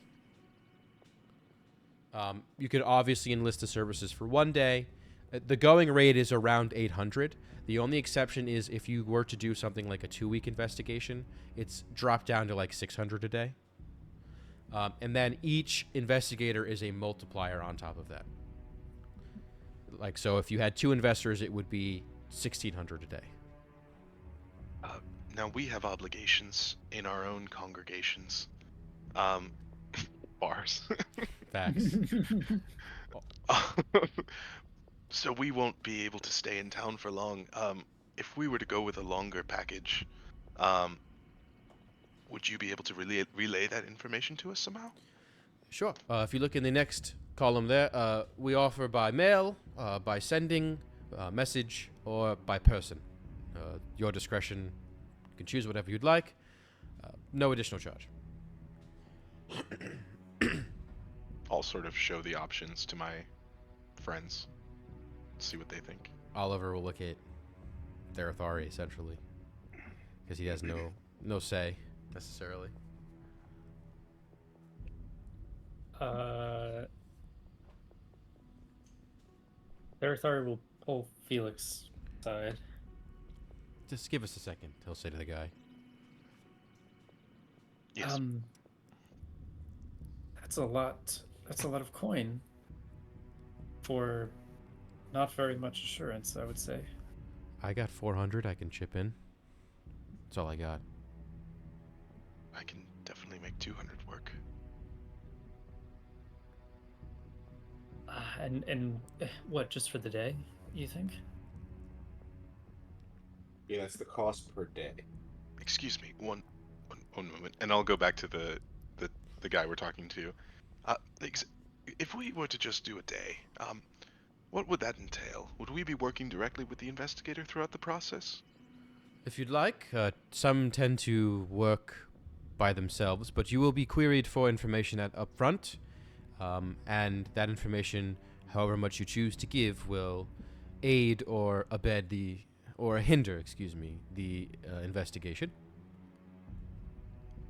Basically, tendencies of your friend, what he likes to wear, what he looks like, where he likes to wander. You mentioned he's a wanderer. Any people that you know of recently that may have motive against him, things like this. After that, the investigator will conduct a investigation privately, query you perhaps if he needs any more information, and then get back to you with the results at the end of the business day.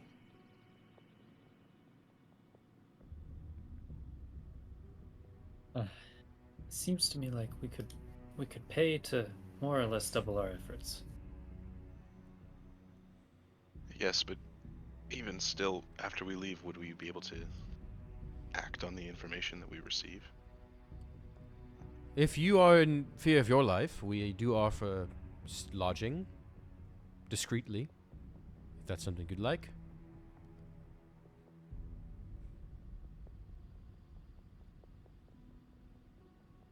I don't think that's on the cards here. Well, I can let you come back. Our services are available until 6 p.m. this evening. Should you change Yes. your mind? We'll think it over and we'll get back to you. Thank you. Surely. And I'll hand you back the letter. All right. So we will go back to the party.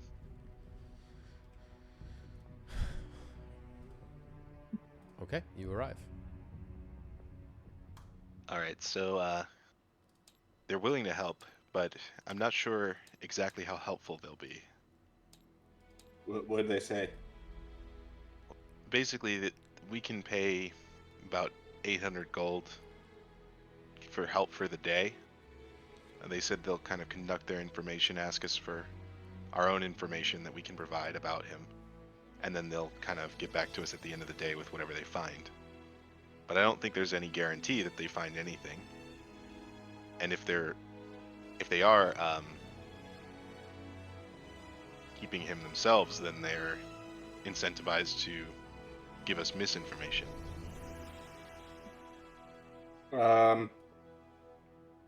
What did their?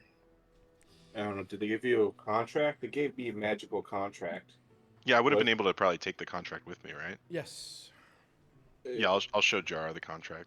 Does it say anywhere in the contract that they're like they have to be truthful? Oh, does it? Oh, that's a good one. Looking through the contract, it is in lots of legal jargon, so I would ask you to make an intelligence check. Oh jeez. Okay. This is you reading something, so you do have your advantage there, or whatever your bonus would be. I think it was proficiency. We Yep. said intelligence. Oh, thank God! That's an unnatural 20. Great roll. Looking at Well, the yeah. contract, it is worded specifically to absolve the syndicate of requirements to share truthful information, but it does say, actually, I completely fucked that up. They have the right to withhold information, but they cannot give you false information. All right. Well, it seems like they can tell us not the whole truth, but they can't lie. So they could be. I don't know. So if they have him in custody, they might not have to tell. Like they could just be like, "Oh, he's been kidnapped," or something like that. But I don't think they could tell us, "Oh, he's perfectly fine," if they're the ones that are holding him. So Are they- if we come back at the end of the day and they tell us nothing, then it's maybe safe to assume that he is with them. But then how do we well, act on that in that case? if they come back at the end of the day saying that they found nothing, then that would mean, well, that would, well, maybe. I don't know if that would be a lie or if that would just be them withholding information. It's tricky. I suppose it's how they word it, maybe. Right. Yeah, I guess. I didn't find anything versus there's no evidence that. I don't know. They'd have to word it carefully. There's nothing I can share with you. Yeah, about your friend. Interesting. Maybe the way they word it will be the determining factor, right? Yeah, possibly could be. They're clever Okay. about it. Yeah. I'm stuck on if we think he's in there and we find out at the end of the day, is there anything we're going to be able to do about that? Or even if he's not there and we find that he's somewhere else, like we're on a bit of a schedule, right? Do we have any days to spare? it's unlikely that we'll be able to do anything if they're holding them, because that place is locked up pretty tight. Well, if you think he'll look around, the Septon is responsible, I'm not sure how much better we'll fare, considering you think he's very magically inclined. That is also true. So then are we just chalking him up as a casualty? That doesn't really feel kind of right either. I think we see this through as far as we can take it reasonably. But we are only, we're going up against potentially the Synod. Look, Yeah, I'll be the first to tell you, I hate this place. From the second I step foot in here, it just reeks of fake, just uppity people. I would love to see it burn, but I have devoted years of my life. My allies have died. I want to be careful. So perhaps the answer is Paul, as good of a man as he was, maybe he is a casualty of this, but out of it, I return back home.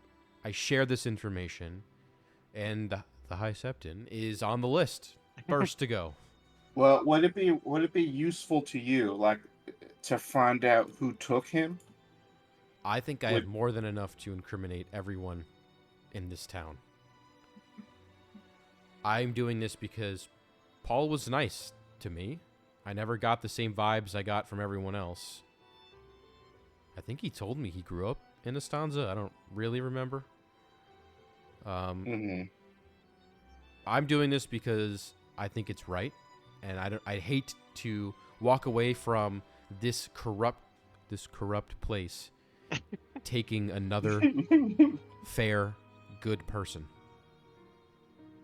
All right, I think I'm down to try. At least. I'll put 400 of my own gold in there. At least we give it a try. Okay, let's try. Let's try it. How much do you guys need? I have some gold. I could. What are the prices specifically that we're looking for? 800 Here. gold for the day, right? Is that what it is? Oh, you're asking me? Yes, that is what it is. 800. All right. Well, so how much? We got 400 from Oliver. I can pay for the rest. If the rest of you are tight on. I have money to put towards a worthy cause. I can help spare some extra. All right. How 100 about each? we do 100 each then? All right. Okay. Sounds fair to me. So you walk back in, 800 in your hand with the contract. Good to see you again. I surmise you have come to a conclusion. Yes? Yes, we would like to pay for the day. Right. This buys you 9 hours of investigation time. So actually, what time is it now? Your investigation will be concluded at the opening of our institution tomorrow. Because you're registering essentially around 10 a.m. So business hours would kind of screw you out of a few hours, essentially. So, Okay, does this sound adequate? And what is the form in which you wish to be notified of our investigation findings? can you remind me of the modes of dissemination? Sure, we support anything from carrier pigeon to mail, express mail, word of mouth, direct contact, finding you, a message spell, whatever suits your fancy. I think some sort of sending spell would be most expedient. That's only one of you gets that, so which one should I? You? Probably my friend here. I'll pat Therathari's back. He's more reliable. He's got a sharper mind. All right. Perfect. If I could just take one artifact from you. He looks at you, Therathari. Something small you don't care about.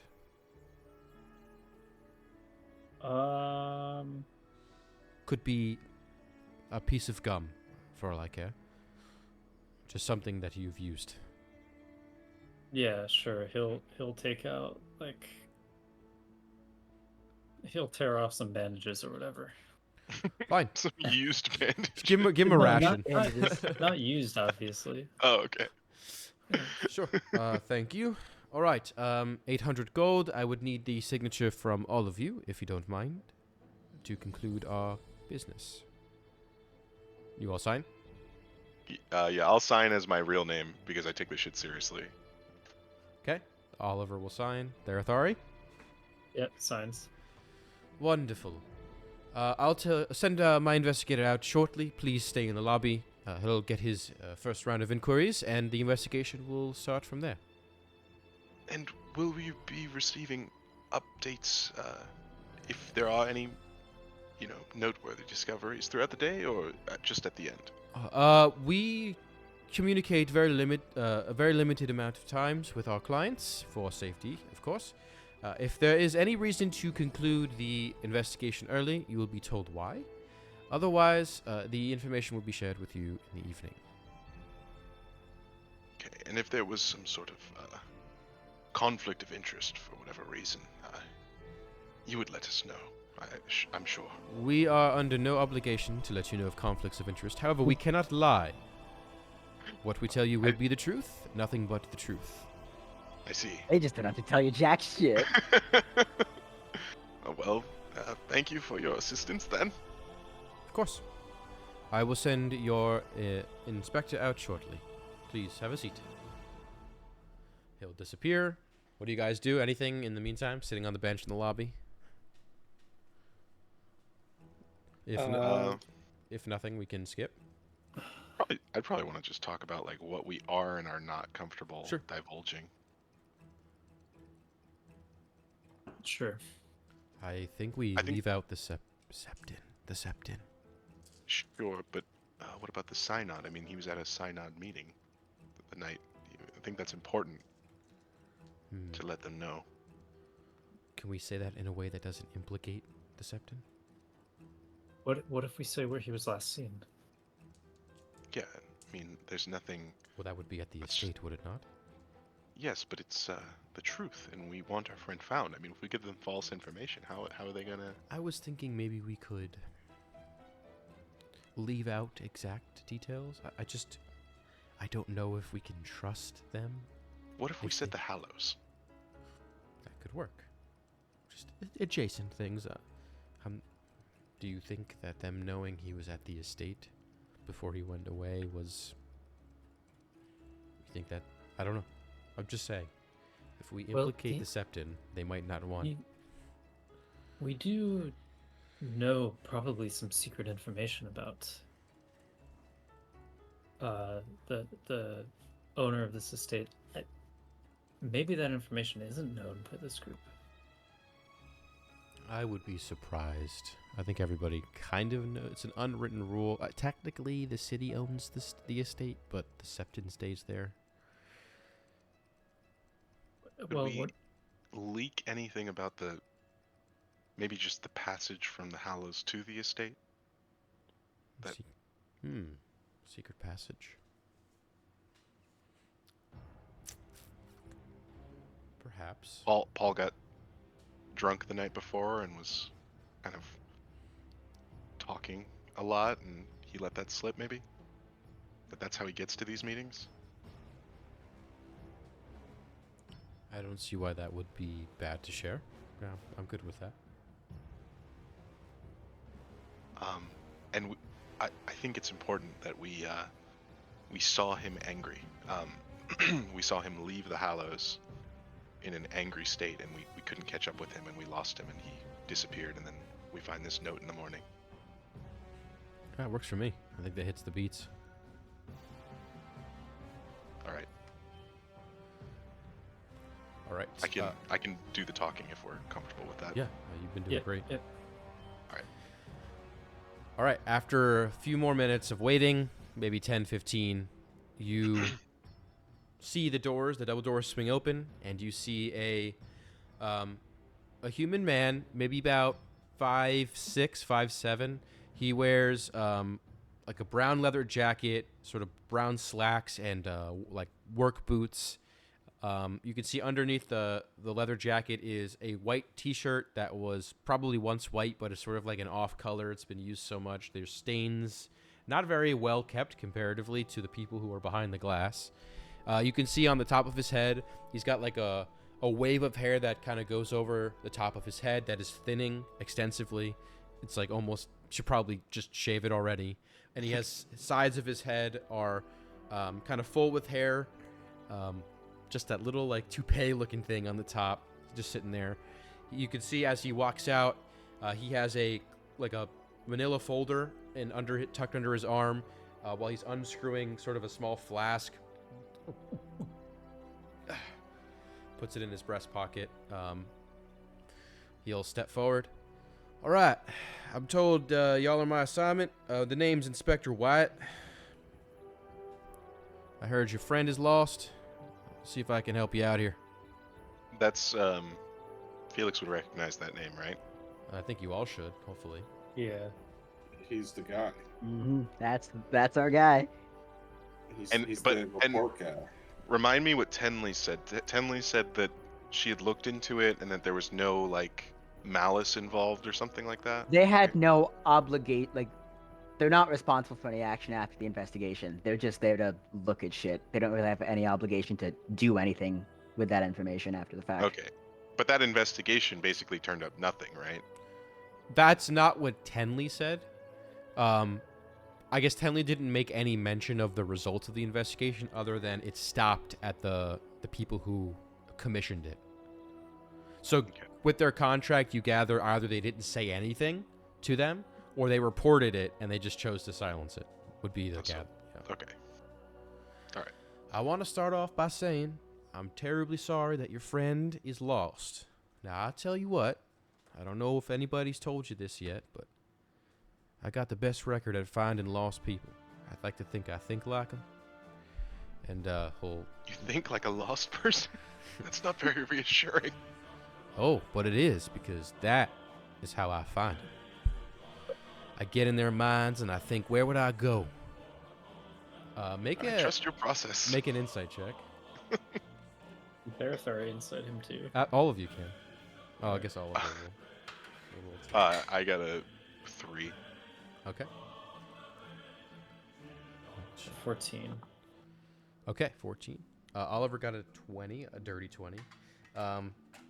Felix, you're taken aback by the strong smell of whiskey and cigarettes that emanates from his mouth as he speaks to you.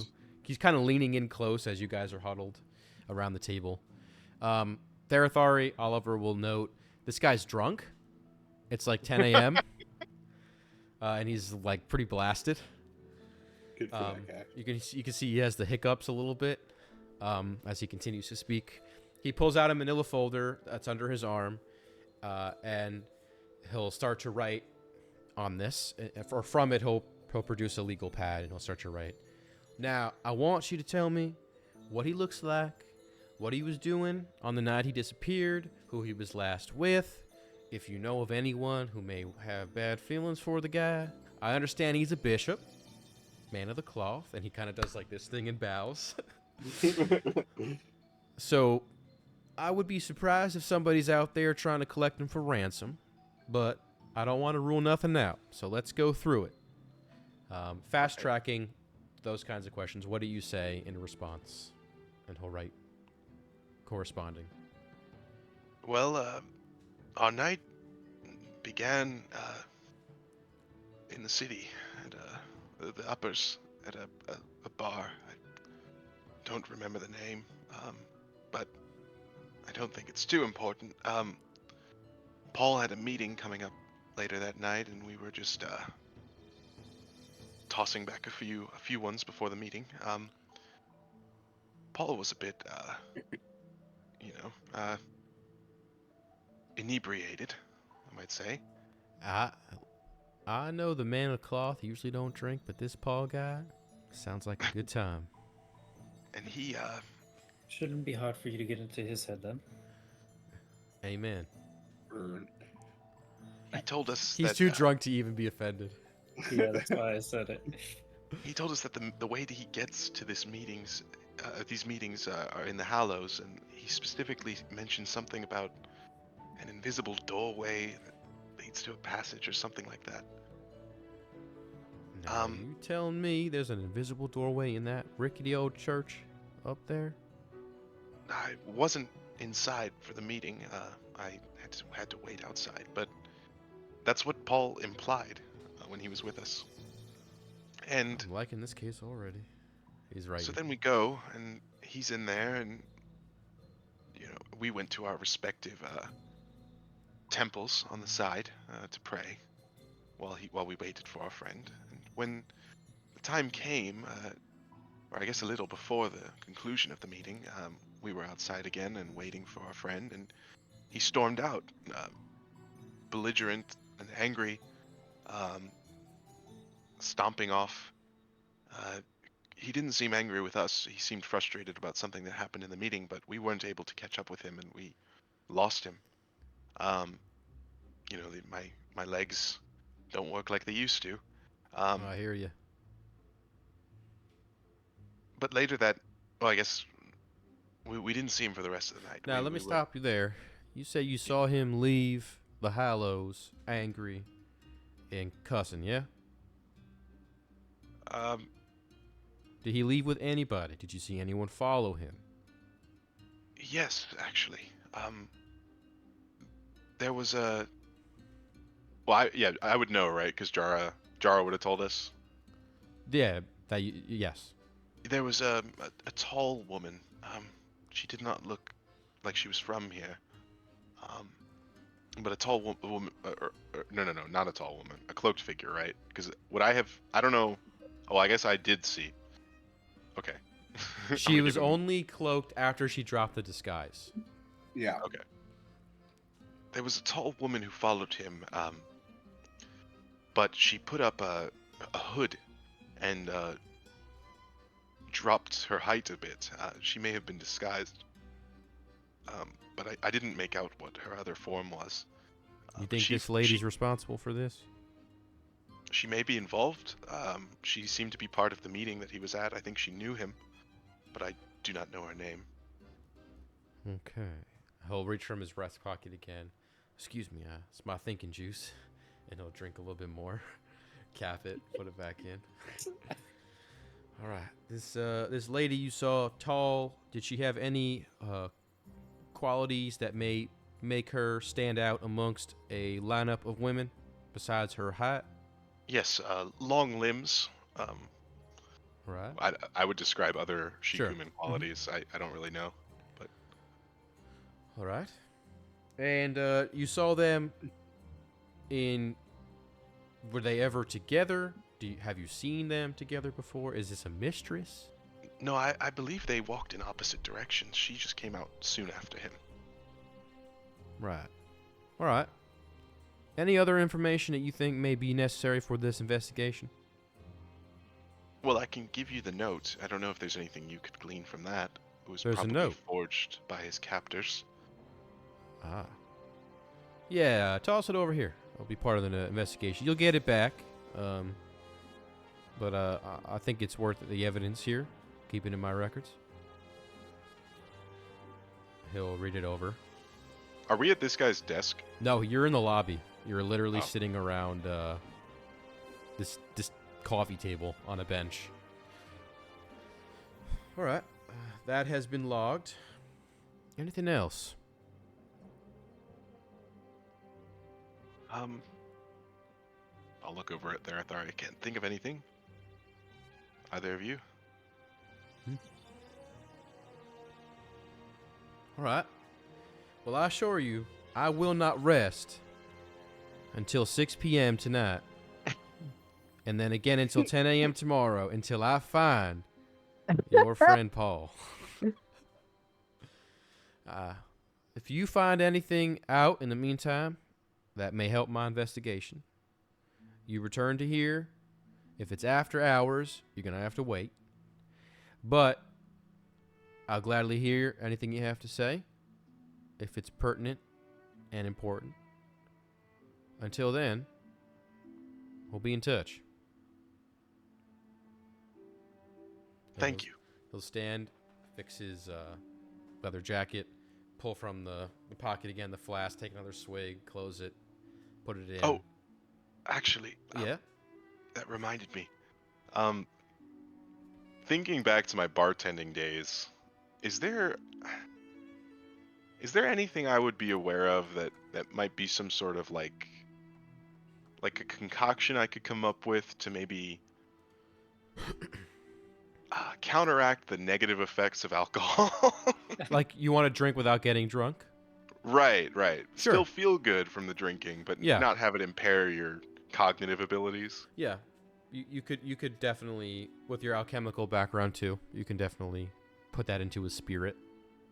I used to go out drinking with Paul and the rest of my buddies, and I have a homemade concoction I could make for you to help you function under your current state. It wouldn't cancel out any of the positives. It would just make you feel more, Are focused. you offering me a performance-enhancing drug? Well, 'Cause I'll take it. I'm Sign me up, invested in fella. your performance. How long this gonna take you? I got lunch in 2 hours. I should be able to whip it up with what I have here, and I'll open my case with my alchemy supplies.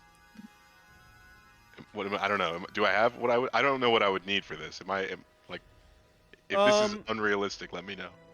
If you wanted to make something strong that will last a long time, you don't have the necessary components. You'd have to get them. You can get them readily here. They're not that rare.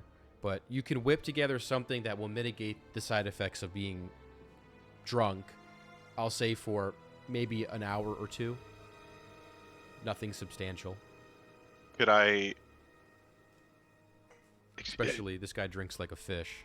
Would you so- mind if I just procured a few ingredients? Hey, Quickly? listen. If you're gonna give me anything to make me feel good without feeling bad, you just let me know where and when. All right? Let's meet back here in 30 minutes.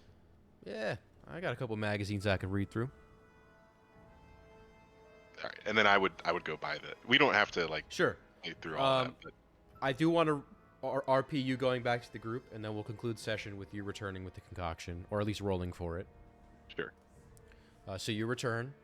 Oliver will say as soon as you leave the building, that guy's a fucking idiot.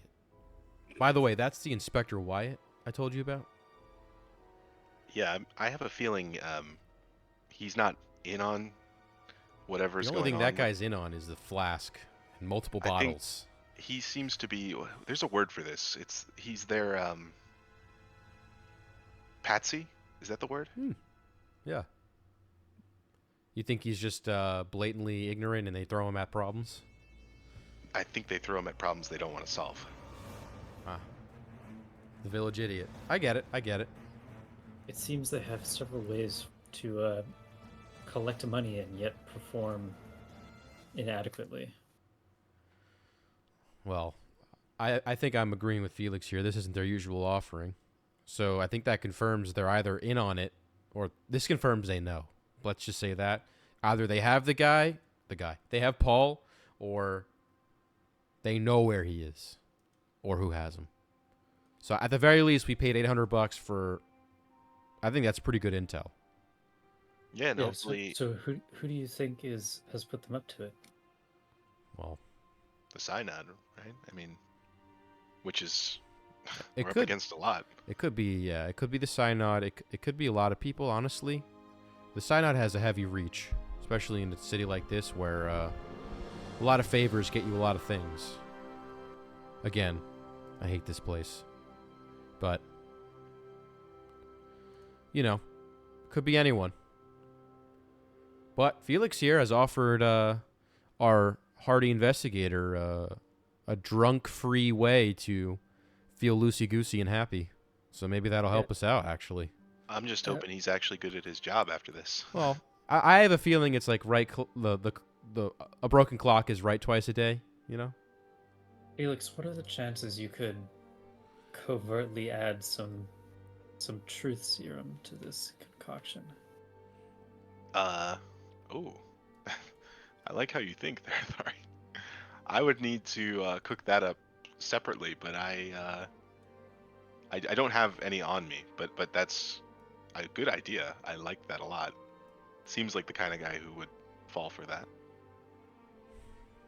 And also seems like the kind who maybe wouldn't mind what he ends up revealing to us. Yeah. Could be rather indifferent to his employer. How much time do you need for that? I don't know. I'm assuming that would be in my like potion book. That's probably a pretty simple thing. Yeah. I mean, you have the tools. It's just getting the components and the space to build it. Yeah. So I mean, it's up to you. I don't know how long that would take to make. Is I that think. what you were asking? Well, yeah, that's what Oliver was asking. The hard. Oh. Yeah, sorry. Sorry. The hard part is finding the place to do it, but getting the materials and sourcing the materials would be relatively easy. You're not doing anything crazy. Well, could we do it in there? I mean, just say like he seems like a fool. Could we just like make the truth serum in front of him? Yeah, he wouldn't notice. It's just a question of do you want to run the risk of having anyone else come in there or the people at the front desk? If they'll let you do it or not. It's up I to don't you, know, whatever maybe- you want to do. We could probably find a room somewhere, right? Okay. It's a big city. Sure. I'll say, But maybe this truth serum plan involves more RP. Like maybe we want to stop here. yeah, that's what I was just going to say. Yeah. So I'll say we can get the components. That's the easy part. So the components will cost you roughly, if you want to do the truth serum, in total 10 gold for everything. For everything. Perfect. Yeah, I'll do that. Easy. And then we can figure out where and how you're going to actually build these things. And then we'll give our friend Inspector Wyatt some happy juice. Go juice. Yeah. All right. I think that will round out the session. Very interesting twists and turns. Not a lot of combat, not a combat at all, but very interesting encounters. I think that is not where I expected us to go, but I'm happy I get to play my hand and you get to meet Inspector Wyatt, a name you've heard a number of times. I'm like, this is the bastard. Right. They sent him. It all makes sense. It does. It really honestly answers so many questions. Oh yeah. Planned incompetence. That's right. They're smart, and he ain't. All right. So I think next week we're good. I'll send out the bot, and then after that, next week we'll figure out what we're doing for the holidays and time off and things like that. But great session. Sounds Good. Good work today, y'all. Yeah. You're It's answering not questions. often you get a whole session in before 10 a.m. in That's right. in game time. That is correct. Yeah, damn. Yeah, Yeah. right. It's we're gonna roll back up. It's still gonna be the same morning. That was a 1-to-1 time dilation. Yeah. Like literally, yeah. That's the best kind of D&D. When do you ever get that kind of D&D? Got up It's so few and at far like between. 8. 2.5 hours later, it's like 10:30, or he's about to head to lunch soon. Like it adds up. Yeah. It is Thursday in game. So you guys are Got it. marching through the week. And I think the only thing worth saying is you are, at this point, 4.5 days away from the time you said you would be in Black Rock Quarry. Yeah, and we're pretty close, right? Like, how far away are we? You're like a 2-day journey. Okay, 2.5 we're day doing, journey. We're doing pretty good on time. Oh, so we have like, if we need it, like a day to spare. If like, if Inspector is it White Well, or Wyatt? Wyatt. We're not there yet, Tony. Who knows what's gonna happen? Yeah, but if he pulls something out of his ass and we actually have Out a of the lead. flask. Yeah, pull something out of his flask. That's Yeah. right. All right. Until next time, great work. Take care. All Have a right. good week, everyone. Have a good week. Bye. Catch you later, y'all. bye. See you.